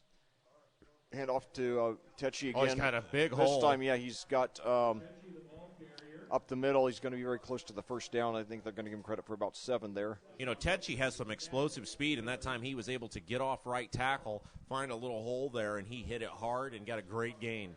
7 minutes now. So Techi with 9 yards over the last 2 plays, bringing up 3rd and 1. And now Pori on the quarterback sneak. He gets the first down and a few more while he plows his way up. Carter Pori is a big guy. He's 6'4", 210, great size for a quarterback. So, and with the kind of line support he has, when he goes for that quarterback sneak, he's got a good chance to get, not just the 1 yard, but, quite a few more. So now one receiver to each side. Pori in shotgun. And now let's see. Hey, don't forget, if you are watching tonight or watching via the archive on Saturday and you have a youngster that plays in Hamilton Southeastern or Fishers Youth Football, we're going to have the championships for you coming up on Sunday all day. 3rd, 4th, 5th, and 6th grade championship games streamed live on the internet. So now let's see. So David Tetchy, they give credit for 3 on that one. Tetchy with, and now we got to Tetchy again. He gets it inside the 20. He's going to have the first down. They're going to give him credit for I'm sorry, he's just short. They're giving him credit for 6. So Tetchy now with 4. I believe he has 4 carries on this possession now. As the clock hits the 6-minute mark here in the 3rd quarter, Hamilton Southeastern, very methodical all game long, and trying to add to their 1-point lead. Pori on the keeper, and he moves forward, and I think he just got forward for maybe 1. He ran over to the left and ran into a couple of defenders. So big 3rd down coming up now for your Royals with 5:35 to play in the 3rd quarter. They're probably in 4-down territory here. 4th down coming up, and at 4th and 1. So they give Pori credit for 1 there.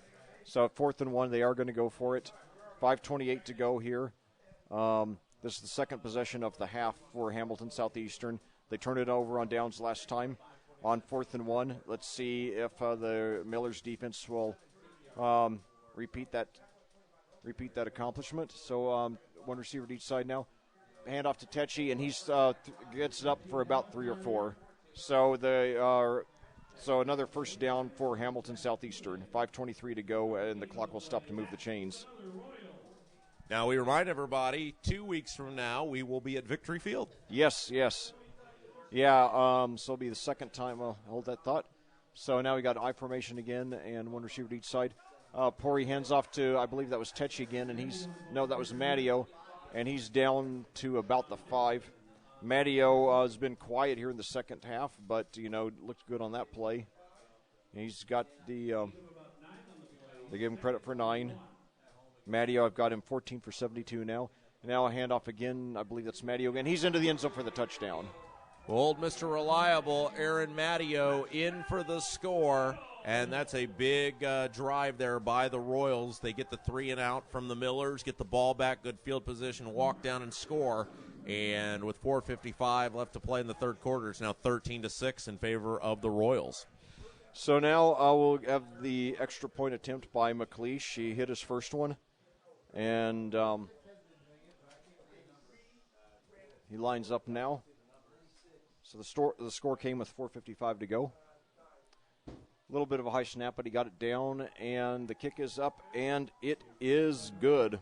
So with 4:55 remaining in the 3rd quarter, your Hamilton Southeastern Royals lead the Noblesville Millers by a score of 14-6. Noblesville still could tie with the touchdown in the 2. They're still very much in this game.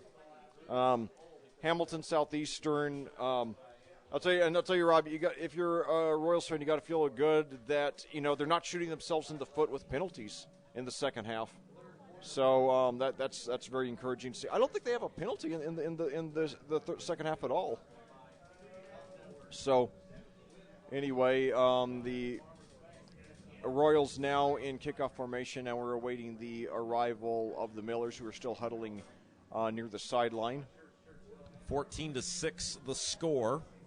Once again, Hamilton Southeastern 5-1. They dropped the opener to Carmel, but they've been on fire, winning their subsequent 5 games ever since. Noblesville 3-3. Last 3 years they've been 5-6, 5-5, and 5-5. But they are greatly improved after having a lot of down seasons in the last decade, since their last winning season in 2001. So now McLeish. It's a fairly short kickoff. They call for the fair catch at about the 27 or 28. Yeah, it's pretty. It seems clear that the Millers have been instructed on those short kicks just to call for the fair catch, take the ball where it lands, and not risk running or trying to make unneeded moves after and just secure the football. Yes, so now now we've got the Noblesville Millers back on offense. They're lining up with 3 guys to the right. I'm surprised, with this kind of weather conditions here. And they got 5 wide receivers. You don't see that a lot, especially in the rain, but nevertheless, Mello under center. And now he takes it himself on the keeper. He gets up to about the 29, so that'll be about 3 yards on the ground for Luke Mello. They give him credit for 2. And make that 3. So 2nd and 7 at the 29. The Millers down by 8. They need a touchdown and the 2. So now hands off to Yori, who takes over the left side. He's got some room. He's got, I believe, the first down. I think he's up to about the 38.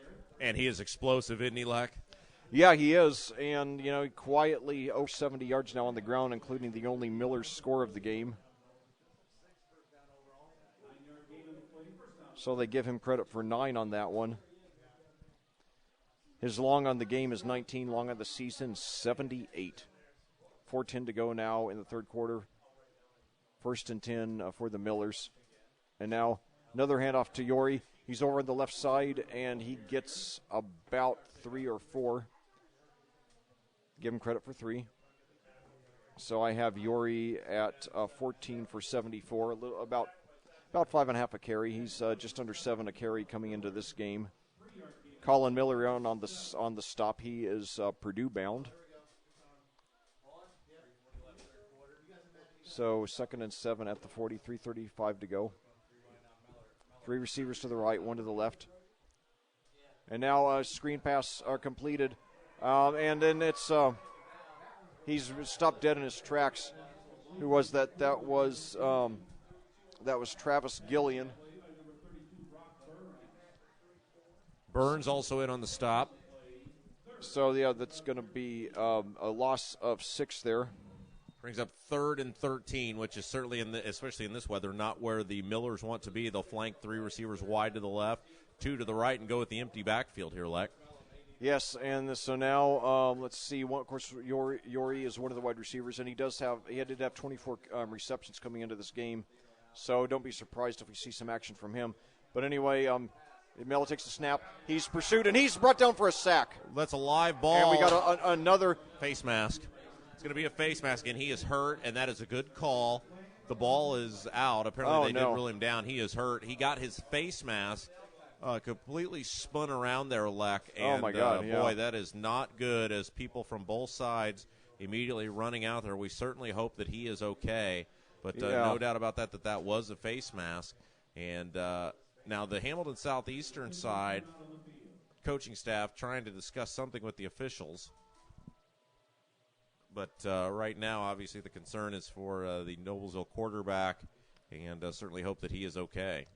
Certainly hope so. It's hard to see from my vantage point because there's so many. He's being surrounded by personnel from the Millers, but anyway, his backup is.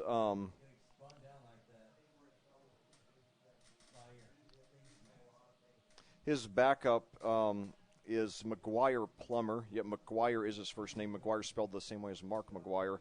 On the season, Plummer has completed 5 of 8 passes for 72 yards and 1 touchdown.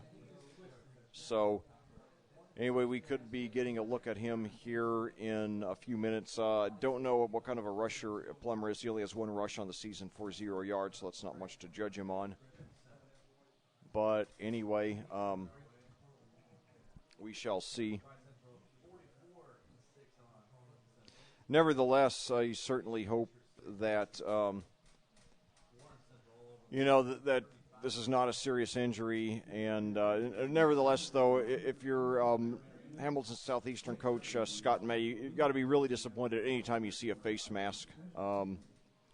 It's not only 15 yards, but it's a move that can cause a very, very serious injury, and hopefully we haven't just seen one, but hopefully we haven't. I know we saw a face mask. Hopefully we haven't seen a serious injury. So anyway, we've got Mello down being attended to by several personnel. And so we'll just wait and see what happens, and because we can barely see Mello from our vantage point. So this time, let's take a look at what else is going on here in the state of Indiana tonight. Hopefully get some updates. Probably close to some finals, or at least fourth quarter on some of the games.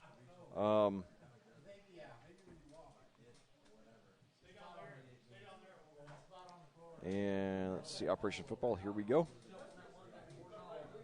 Got a lot of marquee games here in Central Indiana tonight. Still no update on the Westfield-Avon game. Avon still showing 28-0 leading in the second. Not a lot of updates here. Let's see. Eastern Hancock now in the third, 35-0 over Westdell. Elwood over Franklin, 41-16 in the third. Cathedral over Fishers in the third. That score is now 28-6. The Fighting Irish pulling away from the Tigers just 3 miles from here across town. Danville leading Frankfort 22-16 in the third. Franklin Central 12-7 over Bloomington North. Batesville 14-0 in the fourth against Greenwood. And let's see, they're still showing this game being 7-0 in the second. LaPel leading Heritage Christian now at the half, 21-7. The Indy Crimson Knights homeschool team leading at Indiana Deaf, 18-0 in the third. Kokomo leading Logansport in the third, 48-13. Berries having a rough the Berries of Logansport having a rough season. I know a guy from Logansport, by the way. I asked him about their nickname. He said there actually is a berry farm nearby there, which is where they got the name from. So just like, Martinsville, they actually have artesian wells in that area, which is how they got their name. So let's see what else is going on. Muncie Central leading Marion at the half, 41-14. Roncalli over Martinsville in the second, 21-10. McCutcheon pulling away from Harrison, a couple of former Hoosier Crossroads Conference teams. The Mavericks leading the Raiders 21-3 in the third. McCutcheon's an interesting case because they're called the Mavericks, and yet their logo is the same as the Chicago Bulls, except with a different color scheme. So it's interesting that they use the logo of one NBA team while using the name of another. So anyway, then see Monrovia all over Lutheran at the half by a score of 37-0. And then also in another MIC game, Lawrence Central leading North Central 43-0. Wow, the North Central having a rough last few years. Sorry to say, Northview, I was actually out there. That's a little town called, I didn't even know where that was going to be until shortly before I did that game. It's over by Terre Haute? Yeah, it's in a little town called Brazil. Actually, Brazil, hometown of rocker Henry Lee Summer, had a couple of hit singles back in the late 80s with Hey Baby and I Wish I Had a Girl. Hands on the Radio. It was also a Henry Lee Summer hit. Oh, okay. Yeah, I don't even remember that one, surprisingly. Henry Lee went through a few rougher years. Yes, he did. And is now getting his life back on track, which is great. If you're just tuning in, 2:42 left to play in the third quarter. I'm Rob Kendall. Your play-by-play announcer for the evening is Lex Zorn. Your Royals lead the Millers 14-6. We do have an injury timeout as the Noblesville quarterback was hit in the backfield and sacked. Unfortunately, though, his face mask was grabbed and he was sort of turned around when that happened, and immediately members from both sidelines, I should say, did run onto the field. They have brought a golf cart onto the field. Don't know exactly what that will entail. We certainly hope he's okay as a host of players or rather a host of, coaches and trainers and all those folks from both sides gathered around him. The players have made it over to their sidelines. So again, just caring for this young man and his well-being as we hope for the best. Because again, he was really got his head snapped around there. Again, it's never an intentional thing to grab someone's face mask, or at least most of the time. Great sportsmanship from both of these two teams. So an accident, it will be a 15-yard penalty. But I'm sure the Southeastern player who committed the infraction feels bad about it as well. Yeah, and it certainly you try to never have any face masks, but in the heat of the moment when you don't have time to sit and think about everything, it's just inevitable. It's going to happen sometimes. Even if it doesn't mean that you're a dirty player. It's just something you got to do your best to watch out for it. But it's tough in the heat of the moment in these games, and when you put on a uniform, it's a risk that you take.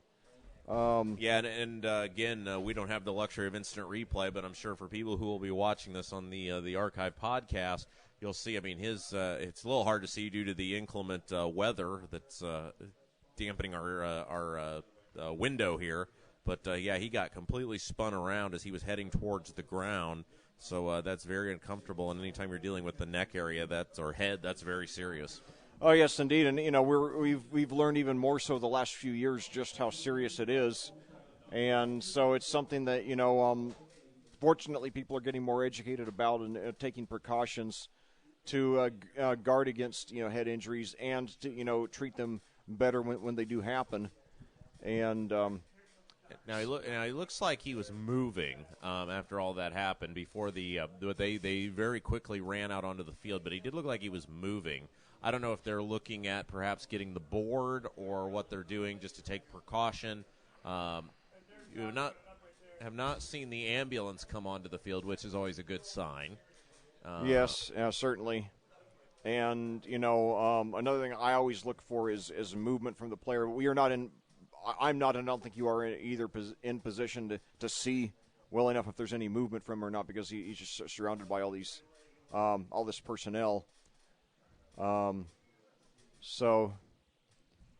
we do remind everyone as we see the backup quarterback for Noblesville getting ready on the sideline there that we do have 2 regular season broadcasts left after tonight. Yes. Interstate contest coming up next week here at Hamilton Southeastern High Schools. We'll welcome our friends from Ohio over, and then Bishop Hartley, and then the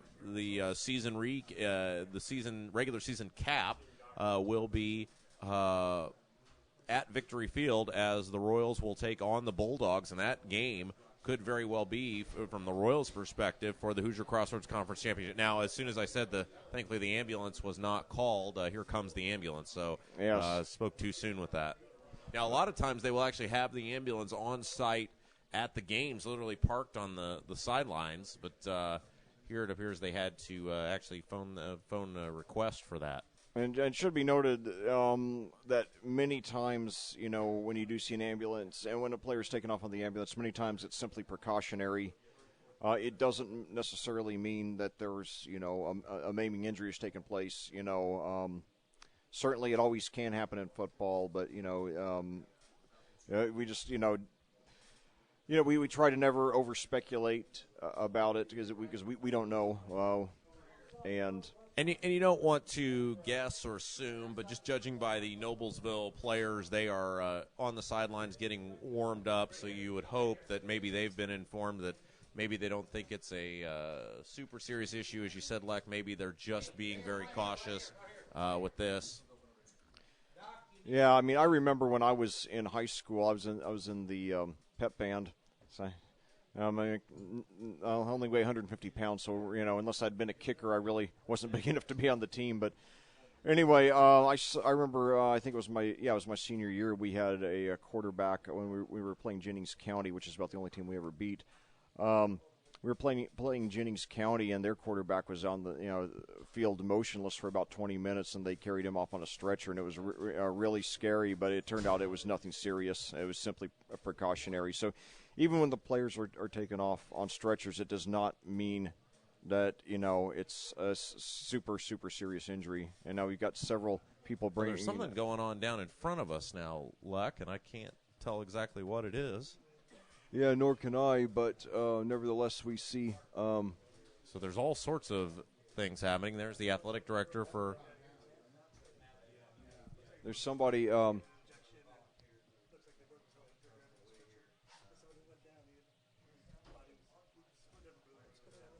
Okay, yeah, there's a lot of people who are, directing their attention.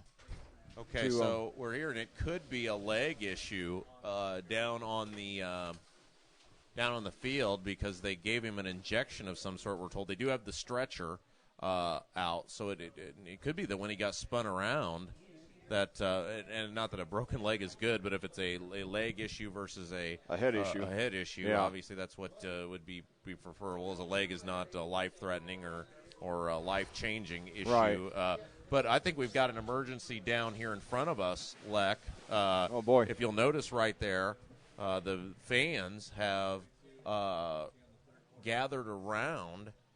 There have been some fans that have left the facility. We do have a paramedic, Fisher's police officer here. So this appears to be a rather serious issue as well. So all sorts of activity going on here. Yeah, we're just not even 10 feet from. Okay, there's someone. Yeah, an elderly lady seems to be ill. She's being carried off now, not on a stretcher, but by fans. I don't know what the. She was conscious. She was blinking her eyes. She appeared to be coherent. Apparently, just feeling ill. So certainly an unusual turn of events, to say the least, here at Hamilton Southeastern, with one incident on the field and another in the stands. So hopefully, the lady who's being carried out, and then quarterback Luke Mello on the field will be okay. Yeah, they're now carting him off. So, and again, we weren't able to show you anything going on in the stands. It literally was right in front of us. Yes. And now the Fishers, so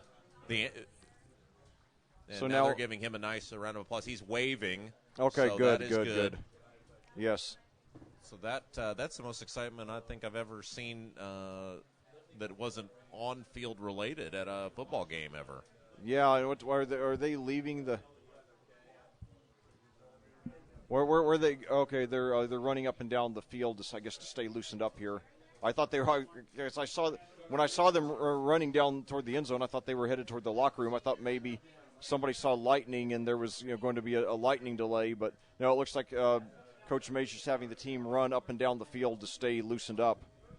So they have literally the section around us has cleared out. Now they have these seats. These are actually seats in front of us. For those of you who have not been to Hamilton Southeastern High School, they're actual seats. I think they're preferred seating, or you pay a little bit more and get an actual seat. And yeah. a lot of. I mean, they've literally cleared out.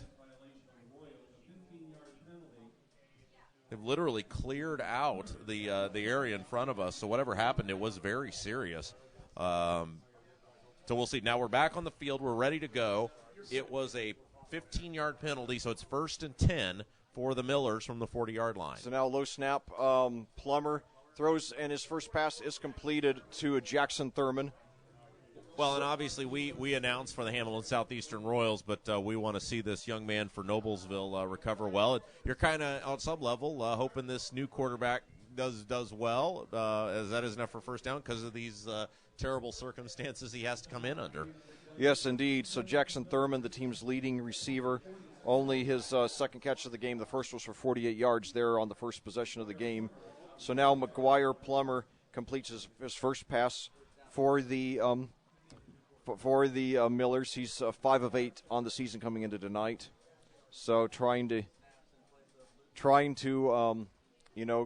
get the team back in the game. And he throws his second pass is incomplete, intended for Travis Gilliam over on the right side. So that'll bring up 2nd and 10. So McGuire Plummer again, he's a junior.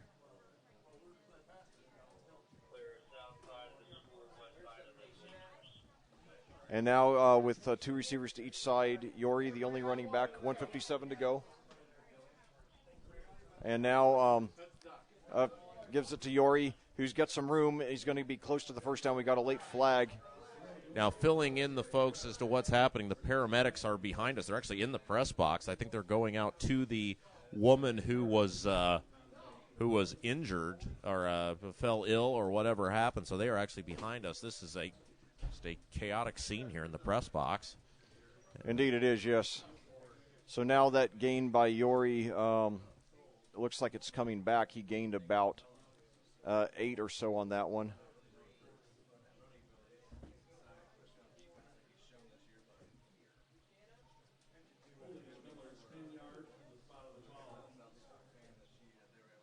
So, yeah, that will And just all sorts of chaos now, I'm sure, for these players. They had that long delay. Now you see the ambulance lights flashing. Now I think they've got another one coming back because they have to deal with this patron who fell ill. Yeah, so now 3 receivers to the left, 1 to the right. Yori, the running back. Plummer in shotgun, nearly into the game. Low snap, but he gets it. And he takes it himself up the middle. He's good to get back to, he's close to the 50. So McGuire Plummer, only his second rush of the season. And they give him credit for 8 on that one. So, yeah, and as you said, got back to the initial line of scrimmage, so it'll bring up third and 9. Yeah, 3rd and 9 at the Noblesville 48. So, once again, McGuire Plummer, a junior, is into the game. He's barely played all season. And we got the flag before the snap. I think that's going to be 5 yards against the Millers. And what grade did you say the McGuire is? McGuire Plummer is a junior, 6 feet 170. So a little bit of experience back there. He's probably had some time on the JV, and so 55 seconds to go now. 3rd and 14 at the. It's going to be offsides against the Millers. 3rd and 14, very crucial 3rd down. They do not want Hamilton Southeastern to get the ball with a chance to take a 2-possession lead. Especially when you're playing with your backup quarterback who doesn't have a lot of varsity experience. So now 2 receivers to each side. And now dodges a tackle, rolls to the right. He's got time. He's got a man open downfield. He throws deep. Oh, just slightly through the slightly too far. It looked like it just went through the fingertips of Yori, who on a trick play they sent out deep. So that'll be 4th and 14. And it looks like we're going to have a punt. Brock Burns back deep to receive for the Royals. so it'll bring up 4th down, as you said. So they did get, 1 first down on the first drive. 24 seconds left to play in the 3rd quarter. Yeah, so now, and Noblesville's gotten some outstanding punts today, too. And this time they call for they take it at the 14, bring it up to the 15, 20, 25. And Burns plows his way up to about the 29. So we'll have at least one more play as the clock stops with 8.5 seconds to go. One more play before we head into the 4th quarter. Some of the patrons have returned in front of us. The paramedics are behind us here in the press box. So all sorts of activity still going on. I think they moved this woman to try to give her some space. I think they moved her to away from some of the fans. So now 1st and 10 at the 30. I formation again by the Royals. Handoff to I believe that was Matteo. And that'll be the final play of the 3rd quarter. Yes. So Matteo has had a quietly effective game for the Royals tonight.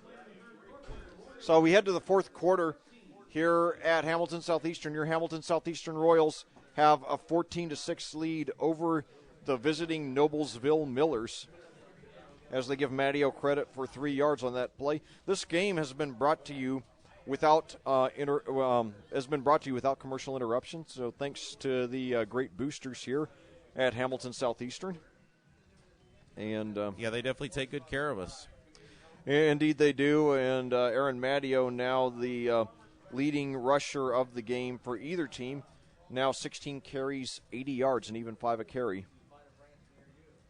A very quietly effective game. He hasn't had any huge gains. He's just gotten the job done. As I always say, all you need is that 3.4. Well, he's doing about 50% better than that. So now the Royals take the field to start the 4th quarter. Any score on this drive, and they will have a 2-possession lead. And we just lost the lights. Wow, this is a very bizarre series of events here tonight. We got the lights back, thankfully. So 12 minutes to go. The Royals trying to win their 6th consecutive game. Noblesville trying to move above .500, and keep in mind that these two teams are part of Sectional 4, only a 4-team sectional because of the reclassification that they did a couple of years ago. Now there are only 32 teams here in Class 5A, or Class 6A, excuse me. So the Millers and Royals could meet in the first or second round of the playoffs. The sectionals rounded out by Fishers and Carmel. So three teams who, whoever the Royals play in the first round of the playoffs will be somebody they've played in the regular season. So now three receivers to the right, one running back. Hand off. Corey fakes it, and then throws to Miller, and looks like there was some sort of, the pass might have been partly deflected. Miller nevertheless almost got it, but it was a very wobbly pass. And now Miller's getting up limping. I'm sorry, that's Cadre. Cadre there. Will Cadre, he's limping, and he walks out of the game on his own. Hopefully that is not serious. So Pori had a pretty quiet second half. 11:50 to go. Of course, obviously, with all the rain, you don't expect there's going to be a lot of passing. Although Pori has thrown 18 passes tonight, but most of them were before the rain started. 11:50 to go now. Two receivers to the right, one to the left. One running back, high snap by Pori. He throws a screen pass that's caught there. That was Miller. By Greg Miller. I believe that's Miller's first. He had 4 receptions in the first half. That's his first in the second half. So let's see what they give him credit for there. Only a 1-yard gain there by Greg Miller on that reception. His 5th of the game. That's leads. He has more receptions tonight than any player for either team. So now, same formation there. Pori takes it. He looks back to pass, throws up the middle, and it is incomplete. I don't think the receiver saw it coming. I think there was a miscommunication there. Well, it hit him in the hands, and you don't know what, if any, impact the rain had on that. But it was an incomplete pass, and it'll be a 4th down, and now the Royals will have to punt it away. So Carter Pori, 9 of 20 through the air on the game, 92 yards, no touchdowns, no interceptions. No touchdown passes or interceptions by either team. All the touchdowns have been rushing. So the punt lands at the 35, then takes several. It takes a Hamilton Southeastern roll back to about the 26, where it dies. Leck, I could be wrong, but I think that's the first punt for the game for for Southeastern.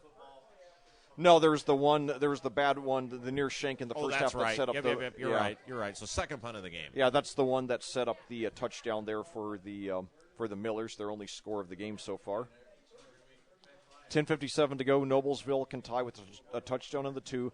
Keep in mind they are playing with their backup quarterback, junior McGuire Plummer. Threw only 8 passes on the season coming into tonight. He's replaced the injured Luke Mello, who apparently suffered a leg injury. It was carted off just a few minutes ago. So now Yori on the rush. They stop him for 1 or 2. I think Yori only has 1 double-figure rush on the game. That was the 19-yarder that set up his 6-yard touchdown. I think they're only going to give him, they only give him credit for 1 on that one. 18 for 78 now. And, you hold Yori to about 4.5 a carry. That's containing him by his standards. He's a big college prospect.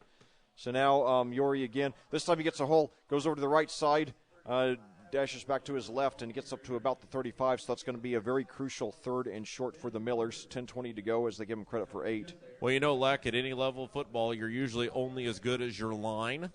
Yes. And Southeastern tonight has been, dare I say it, far superior at the initial line of scrimmage. Yeah, they've done a great job, and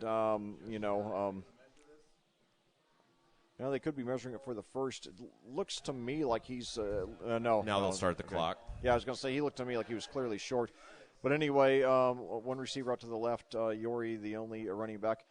Yori gets it, fakes up the middle, then runs over to the right. He's got plenty of room. He's down past the 50, up to about the 45, and he's brought down. So that's going to be Yori's longest gain of the evening. And they're going to give him credit for, I believe that's 18 there. So Yori becomes the first 100-yard rusher of the game. That's his second longest rush behind the 19-yarder earlier. So 9:46 to go. The Millers now in Hamilton Southeastern territory. One receiver to each side. Now Plummer throws over to the right. He's got a completion, and he's inside the 30, knocked out. No, he's tackled at about the 22. Jackson Thurman with his third reception of the game.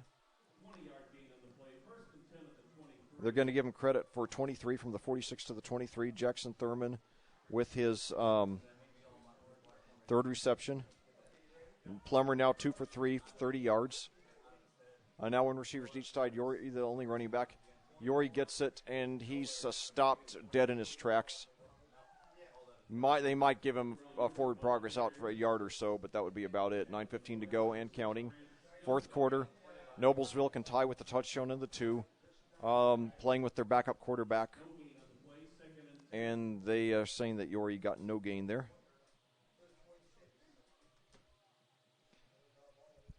19 carries now for Yori, the only running back again. He gets it again, and now he goes over to the right side, and he's got some running room. He's got the first down some more, and he could go all the way, and he does. Yes. Boy, great run that time, and he took it and got the corner and then cut it back, avoided a tackler, and he was gone. So now we got a 2-point conversion coming up. 8:47 to go. This is anybody's game here. I'll tell you, we're Hamilton Southeastern commentators, but you got to give Noblesville all the credit in the world, keeping their spirit after, watching their starting quarterback lie on the turf for about 15 minutes. And you would assume they will go for 2 here. Yes. The chance to tie the game. So, yeah, that's I would be shocked if they didn't. So Gerald Yori with his longest gain of the evening, and it comes at the perfect time. 23 yards. So one receiver to each side. Yori and the only running back, Plummer, in shotgun. And now he looks over to the sideline for instructions. They're going to call timeout. Okay, so they take a timeout. A very crucial 2-point conversion. Well, I'll tell you, Rob, Noblesville, after they've been knocking on the door of turning the corner and moving into the top half of the HCC for the last 3 or 4 years. But there comes a time when you don't want to hear anything more about moral victories, where it's no longer good enough to just hold your own with the big boys. It's time you want to get a breakthrough win, and if they were to pull this off, especially with their backup quarterback, no question that would be a signature win for Lance Sheeb and this program. Yeah, this is a big game for them. Obviously, a big game for the Royals too, as they are they control their own destiny. Yes. In terms of the Hoosier Crossroads Conference, as they do hold the tiebreaker with the other perennial favorite, Avon, because they did beat the Orioles here at Hamilton Southeastern High School early in the season. So if they can run the table, if they can win this game and then win the game to wrap up the season at Victory Field against Brownsburg, they are the champions. That's right, because even if they lose next week, it won't hurt them in the conference because it's a non-conference game.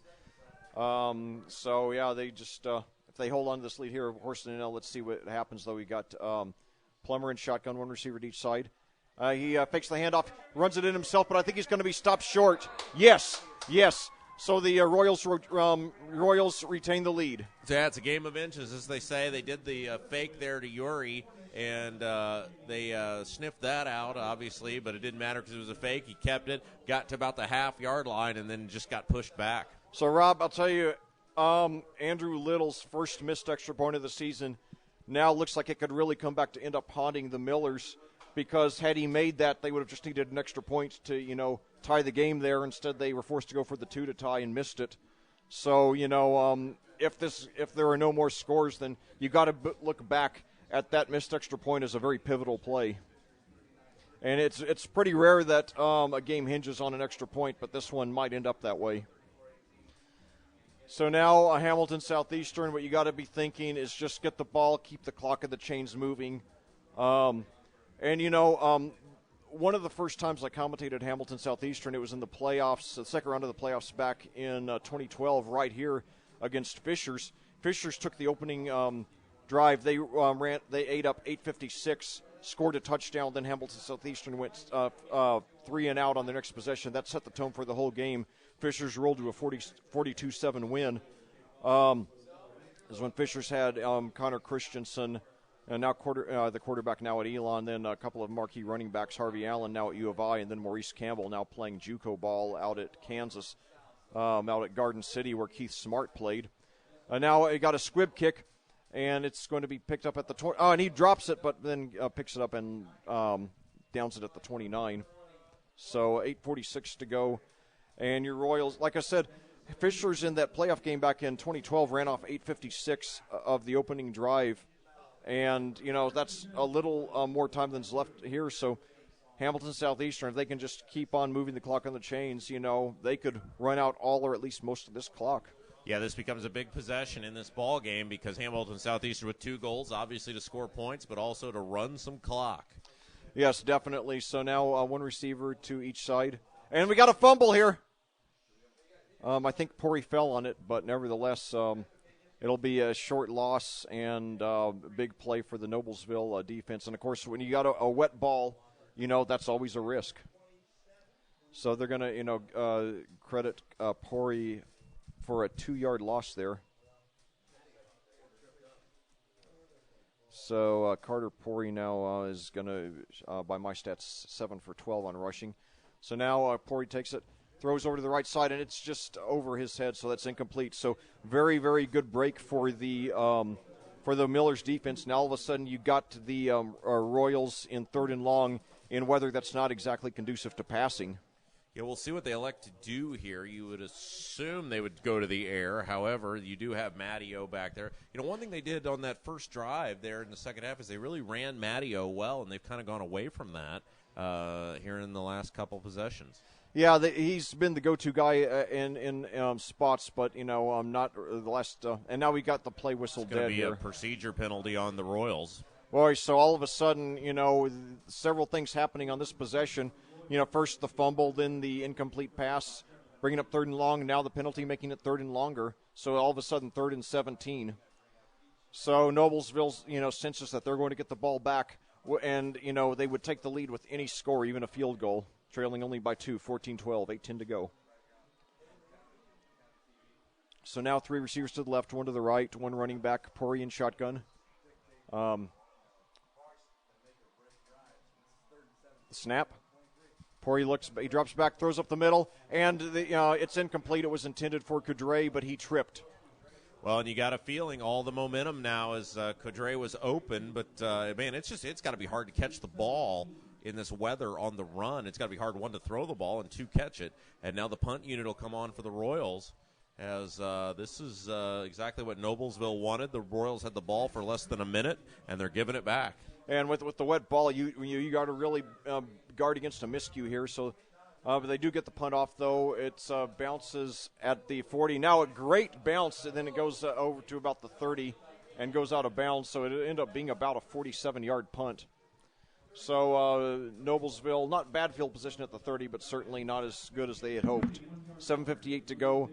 A little less than 2/3 of a quarter as the Millers trying to come back. Once again, they would go ahead with a field goal. Aaron Little is 4 for 4 on the year on field goals with a long of 37.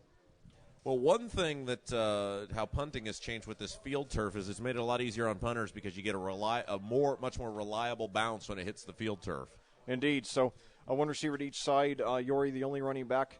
Now he gets it, and he gets some room over on the right side. He's got running room down to the 40, 45, 50, 45, 40. 1 man to beat, 35, 30, and down to about the 28.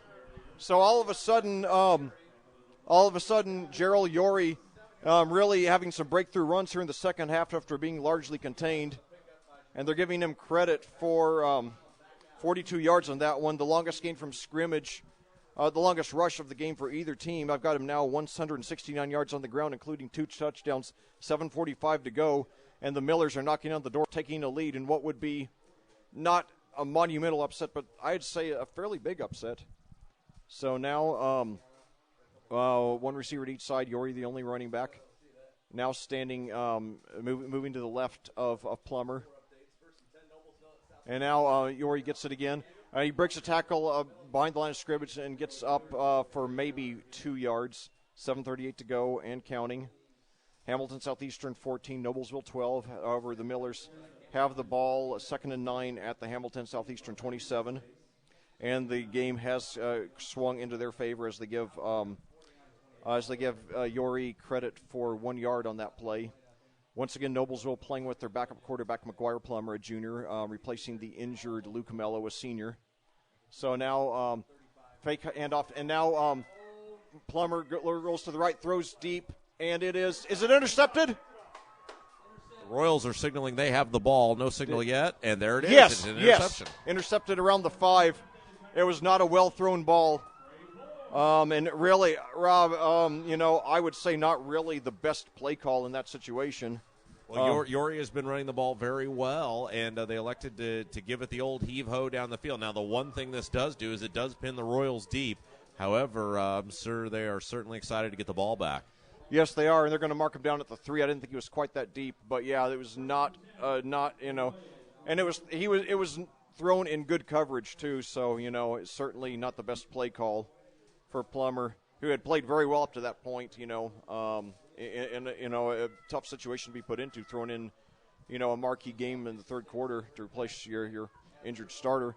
So now one receiver to each side. Pori pitches back, and he's brought down. Oh, no, he's still on his feet. It's Matteo. Yeah, Matteo down to 20, 25, 30. And, wow, he had not tripped. He might have gone all the way. But, it is a wet field, so nevertheless a great run there by Aaron Matteo. Yeah, Matteo was hit very near the goal line. Yeah, I thought he was going to be close to a safety there, but I didn't think he could stay up. So now let's see, what do we got? Some confusion on the field. I've not seen a flag. I haven't seen it. Now there comes a flag. So, yeah. The ref got hit. And let's see what happened. Yeah. One of the referees was – boy, this has been a weird night. One definitely. Of the referees was hit. A flag flies in at the end of the play. I think they're going to hit Hamilton Southeastern sidelines for some sort of penalty. Yeah, we'll wait and see. The officials are deliberating. We got deliberating. We got 4 of them together.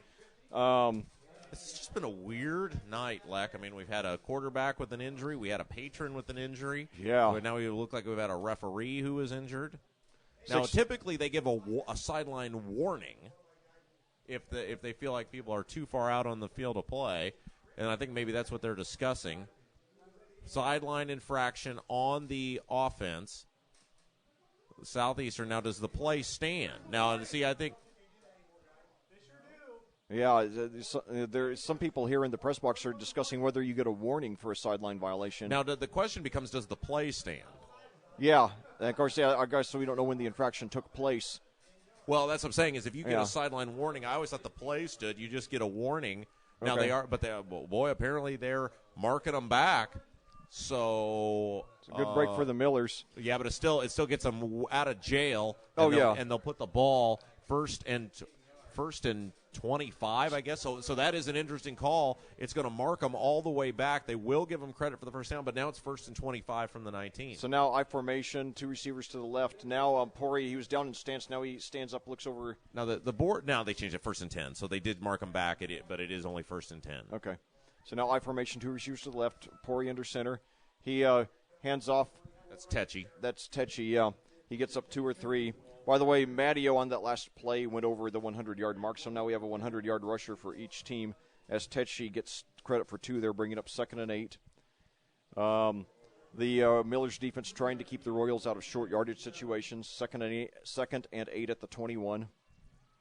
I thought you were supposed to get a warning on those sideline infractions. Yeah, some people up here said you are, then others say they don't do that anymore, so I'm not sure. Apparently, based on the official decision, I guess you don't. But I've seen it in some of the other games we've done, and it seems like they have given a warning. So now Tetchy is going to, up the middle, I think he's got the first down. It's going to be very close at least.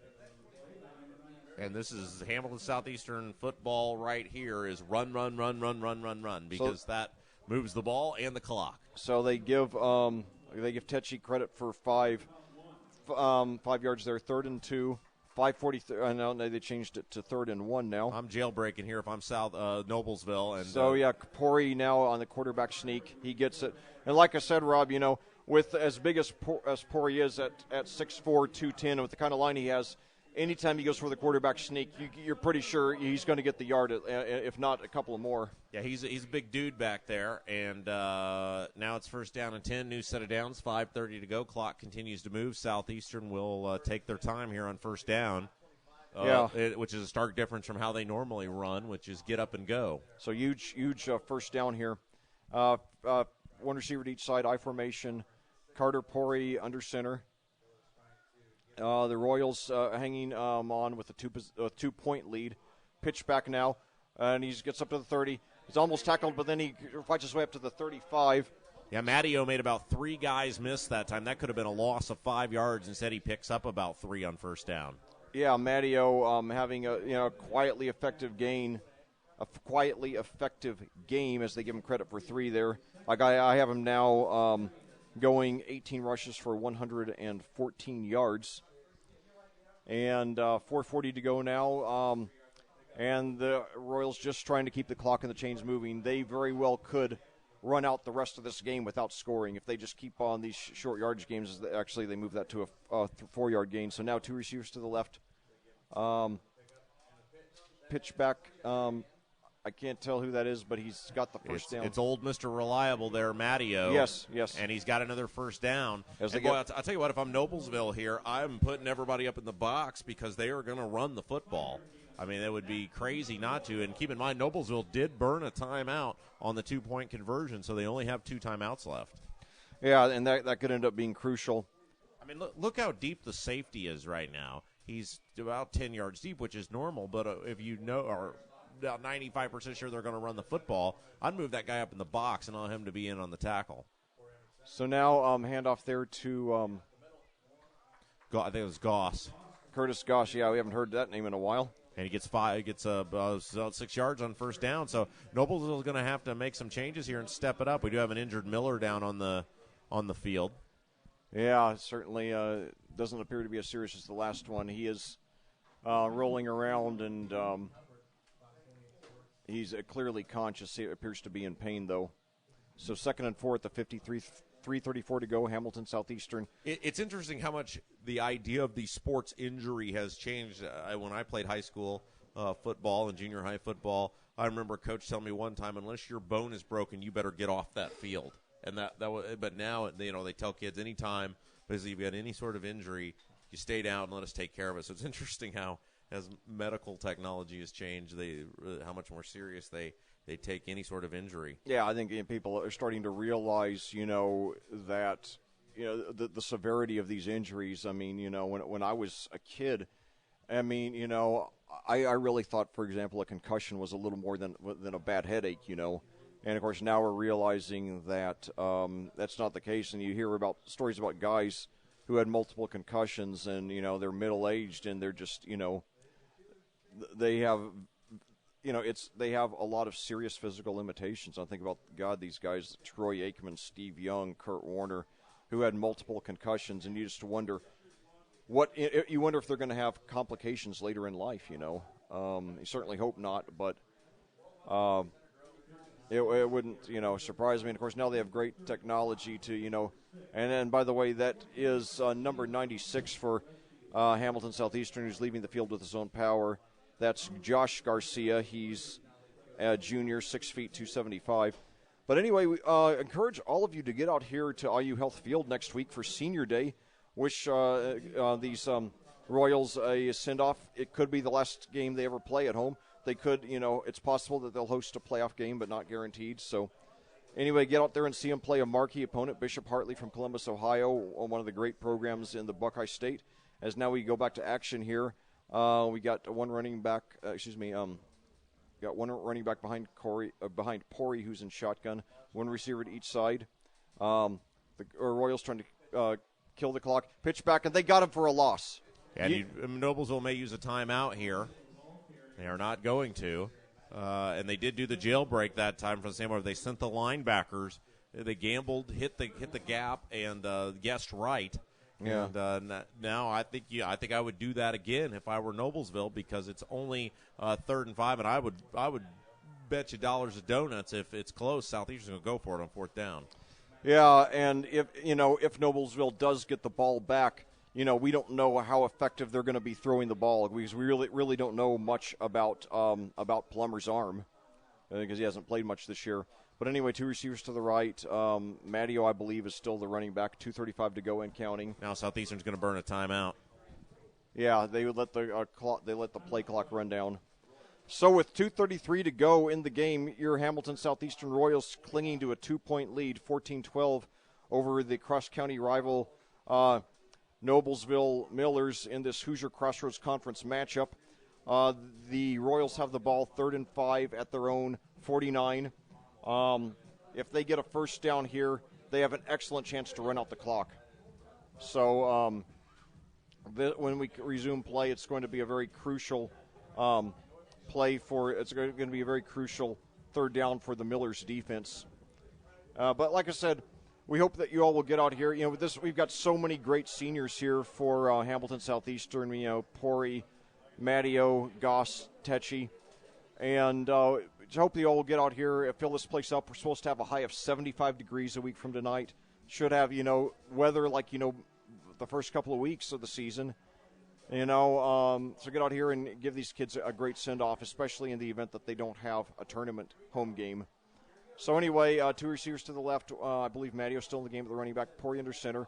Hands off to Matteo, and he's got the first down. And he could go all the way, and he will go all the way. 51 yards on the touchdown, and that seals the deal. Yeah, they did bring everybody again. They found the one hole that the Millers elected not to put somebody in. Matteo got through, off to the races. See you later, and they are an extra point away from wrapping this one up. Yeah, it still is actually a 8-point game, so that, if they miss the extra point, the Millers could tie with a touchdown of the 2. But if they do make this extra point, then, it's hard to imagine the Millers getting 2 scores in the last 2:25. Although you got to give them all the credit in the world, especially with their quarterback being out. It has been a valiant effort. So 2:25 to go now. McLeish on the extra point. Low snap, and then they miss it. And then they now they're trying to run it, but it's failed. So that is a crucial play. The Millers now, with only 8 points down, they can tie with the touchdown in the 2. Well, 2 big missed extra points have been key in this game. Each team missing 1, or Southeastern, or rather Noblesville missing 2. But they had to go for the 2-point conversion because they missed the 1. So extra points played a huge role in this one. Miller's still alive. Yeah, and, like I was saying, if this game were to, end up 14-12, then you'd have to look back at that missed extra point by Little that led to led to them being induced to go for the 2-pointer to tie, which of course failed. So anyway, that's one thing because you just expect to make 100% of your extra points, so you just hate to ever miss one. But each team now, tonight basically, between these 2 teams, you only have 2 out of a possible 5 conversion points scored. Only 2 total conversion points out of 5 touchdowns. But you have to keep in mind, you have been playing with the wet field for much of the game. So now McLeish on the deep kick. Fielded at about the 8, brought up to the 10, 15, 20, 25. He's got a hole up the middle, brought up to about the 30, and we got a late flag. It's going to be a face mask on the Royals, I think. Boy, if that is, God, they're going to be giving. Well, it came from the back, Judge, so this could be in the air. Now he moved it. Chop block. Oh, no, it's against the Millers, so big break for Hamilton Southeastern. And if the Royals were to lose this game, you'd have to look at the penalties as being one of the big factors, but this one goes against the Millers. So let's see where they're going to mark the ball. Illegal block below the waist. 2:18 to go. So McGuire Plummer is a junior, thrown 8 passes coming into tonight. He's, except for the badly thrown pass that was interception, he's done a very good job in replacement of the very talented Luke Mello. Let's see if he has a game-tying drive in him. 1 receiver to each side. Yori, the running back. Yori gets the handoff, and he takes it up the middle and he's got a gain of maybe 3, 2:10 to go and counting. That rain is pouring down out there right now. This is a very tough offensive series here for the Millers. Now, they do have 2 timeouts left still, though. So they give him credit for 6, second and 4 at the 20. And now pass out to the right, completed for the first down, but he doesn't get much more. That takes a ton of concentration. Great job by the Noblesville receiver there on the far end of the field. That was number 44, Jackson Thurman with the catch. Takes a ton of concentration in this weather. Yeah, so let's see. He's got the first down, but, they said it was incomplete, excuse me. Well, I thought he got it. So they said it was incomplete. So they did say incomplete. And again, we do apologize for the screen. We are in the press box. We've got the window shut, the rain pounding the window. So we're doing our best to try to tell you exactly what's going on, despite the rain-soaked screen in front of you. So they reset the clock to 1:47. It had run down to 1:33 because the clock keeper didn't realize that it had been ruled an incomplete pass. So 3rd and 4 at the 20. They just started the play clock, so now the Millers break huddle. Same formation here. McGuire Plummer in the game for the injured Luke Mello, who suffered a leg injury late in the 3rd quarter. Takes it in shotgun, throws up the middle, and it is incomplete. It was tipped up several times. Yeah, it was tipped by both teams and fell to the ground incomplete, bringing up 4th and 4, so the game hinges now on this play. Plummer 2 for 6, 30 yards, 1 interception. And again, it's a little hard for us to see through the rain-soaked glass, but that ball looked like it was tipped by both teams about 3 times and eventually fell incomplete. So this is, as Lex said, 4th down. You run the best play you can here, regardless of whether it's a pass or run, because you got to get 4 yards or the game is over. Indeed. So same formation, 1 receiver at each side. Yori, the running back, takes it in shotgun, fakes the handoff. Now Plummer rolls to the right. Now he's screen pass, but it is incomplete. Threw it to Yori, and that should do it. So your Royals will take over as Yori apparently leaving the field for the last time in this game, having gone 2 for 7 for 30 yards, 1 interception. And, he really played, all things considered, he played a pretty good game, except, he just made an ill-advised deep throw there when the Millers were threatening to take the lead there a few minutes ago. So 1:35 to go. And now I formation with only 1 receiver out there. And now Pori, he stands and looks over to the sideline.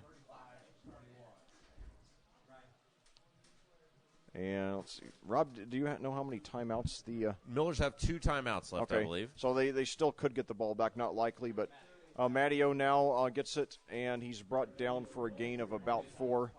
1:28 to go. The Millers have not taken timeout yet. I would assume they would. Not so far. It's 1:20 now and counting, as they give Matteo credit for 5 yards. Matteo with 175 now by my count. 1:10 to go now. 19 seconds to go. So I'm surprised they haven't taken a timeout yet. Well, they'll probably take it here after this play because they'll have 2 left. So if they could stop them, they'd get the ball back with less than a minute to go. 5 seconds now. 4, 3, 2. Now handoff again. I believe that's Matteo, but he's there for the first down, and that seals the deal. He's down inside the 5, in fact. 45 seconds to go now. Marking him down, I believe, at the 1. At the 3, excuse me. So Matteo, now I've got him 23 for 187. He had a quiet first half, but he really came alive in the second half with 2 touchdowns. And now just 1 kneel down by Pori, and that will do it. So now your Royals in victory formation. So Corey kneels, and that will do it. So your Hamilton Southeastern Royals get their 6th consecutive victory. They're 6-1 now. Noblesville drops to 3-4. Your Royals will remain at least ranked number 5 in the state, possibly move up a notch or 2 depending on what happens with the teams above them.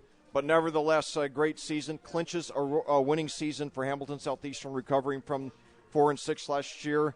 And if you're a Hamilton Southeastern fan, Rob, you got to feel good about hanging on to get this win. They made some mental mistakes, but overall they pulled through, showed a lot of mental toughness, and they appeared to be poised for a good playoff run. Yeah, great win for Hamilton Southeast. Hard-fought win. I want to thank everybody for joining us tonight. Lek, your usual outstanding job calling thank you very much. The play-by-play.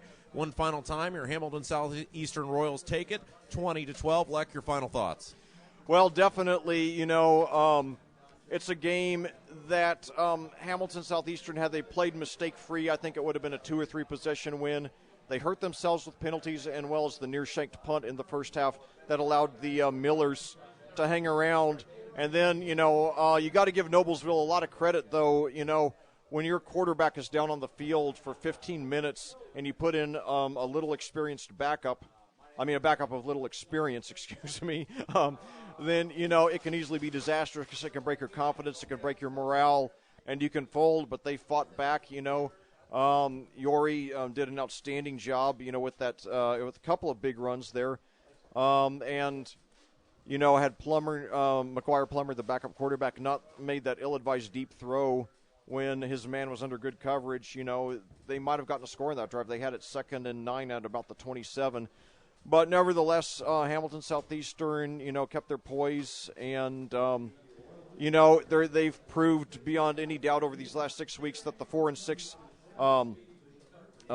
record last season was an aberration. I remember when I commentated their 21-0 loss to Fishers in the first round of the sectional last year, I said, I really thought that keeping that game fresh in their minds over the next 10 months, during the long off season, was going to make them hungry. It was going to give them drive to come back and have a banner season now that, all these offensive stars are seniors, and that's exactly what's happened. So I don't count them out against, Fishers or Carmel in the sectional. Well, that's going to do it for us tonight. Again, one final time, 20-12. Your Royals take it. They will move to 6-1. 6-1 now on the season. We will see you next week. Until next time, for Lex Zorn, I'm Rob Kendall saying have yourself a great evening. Good night.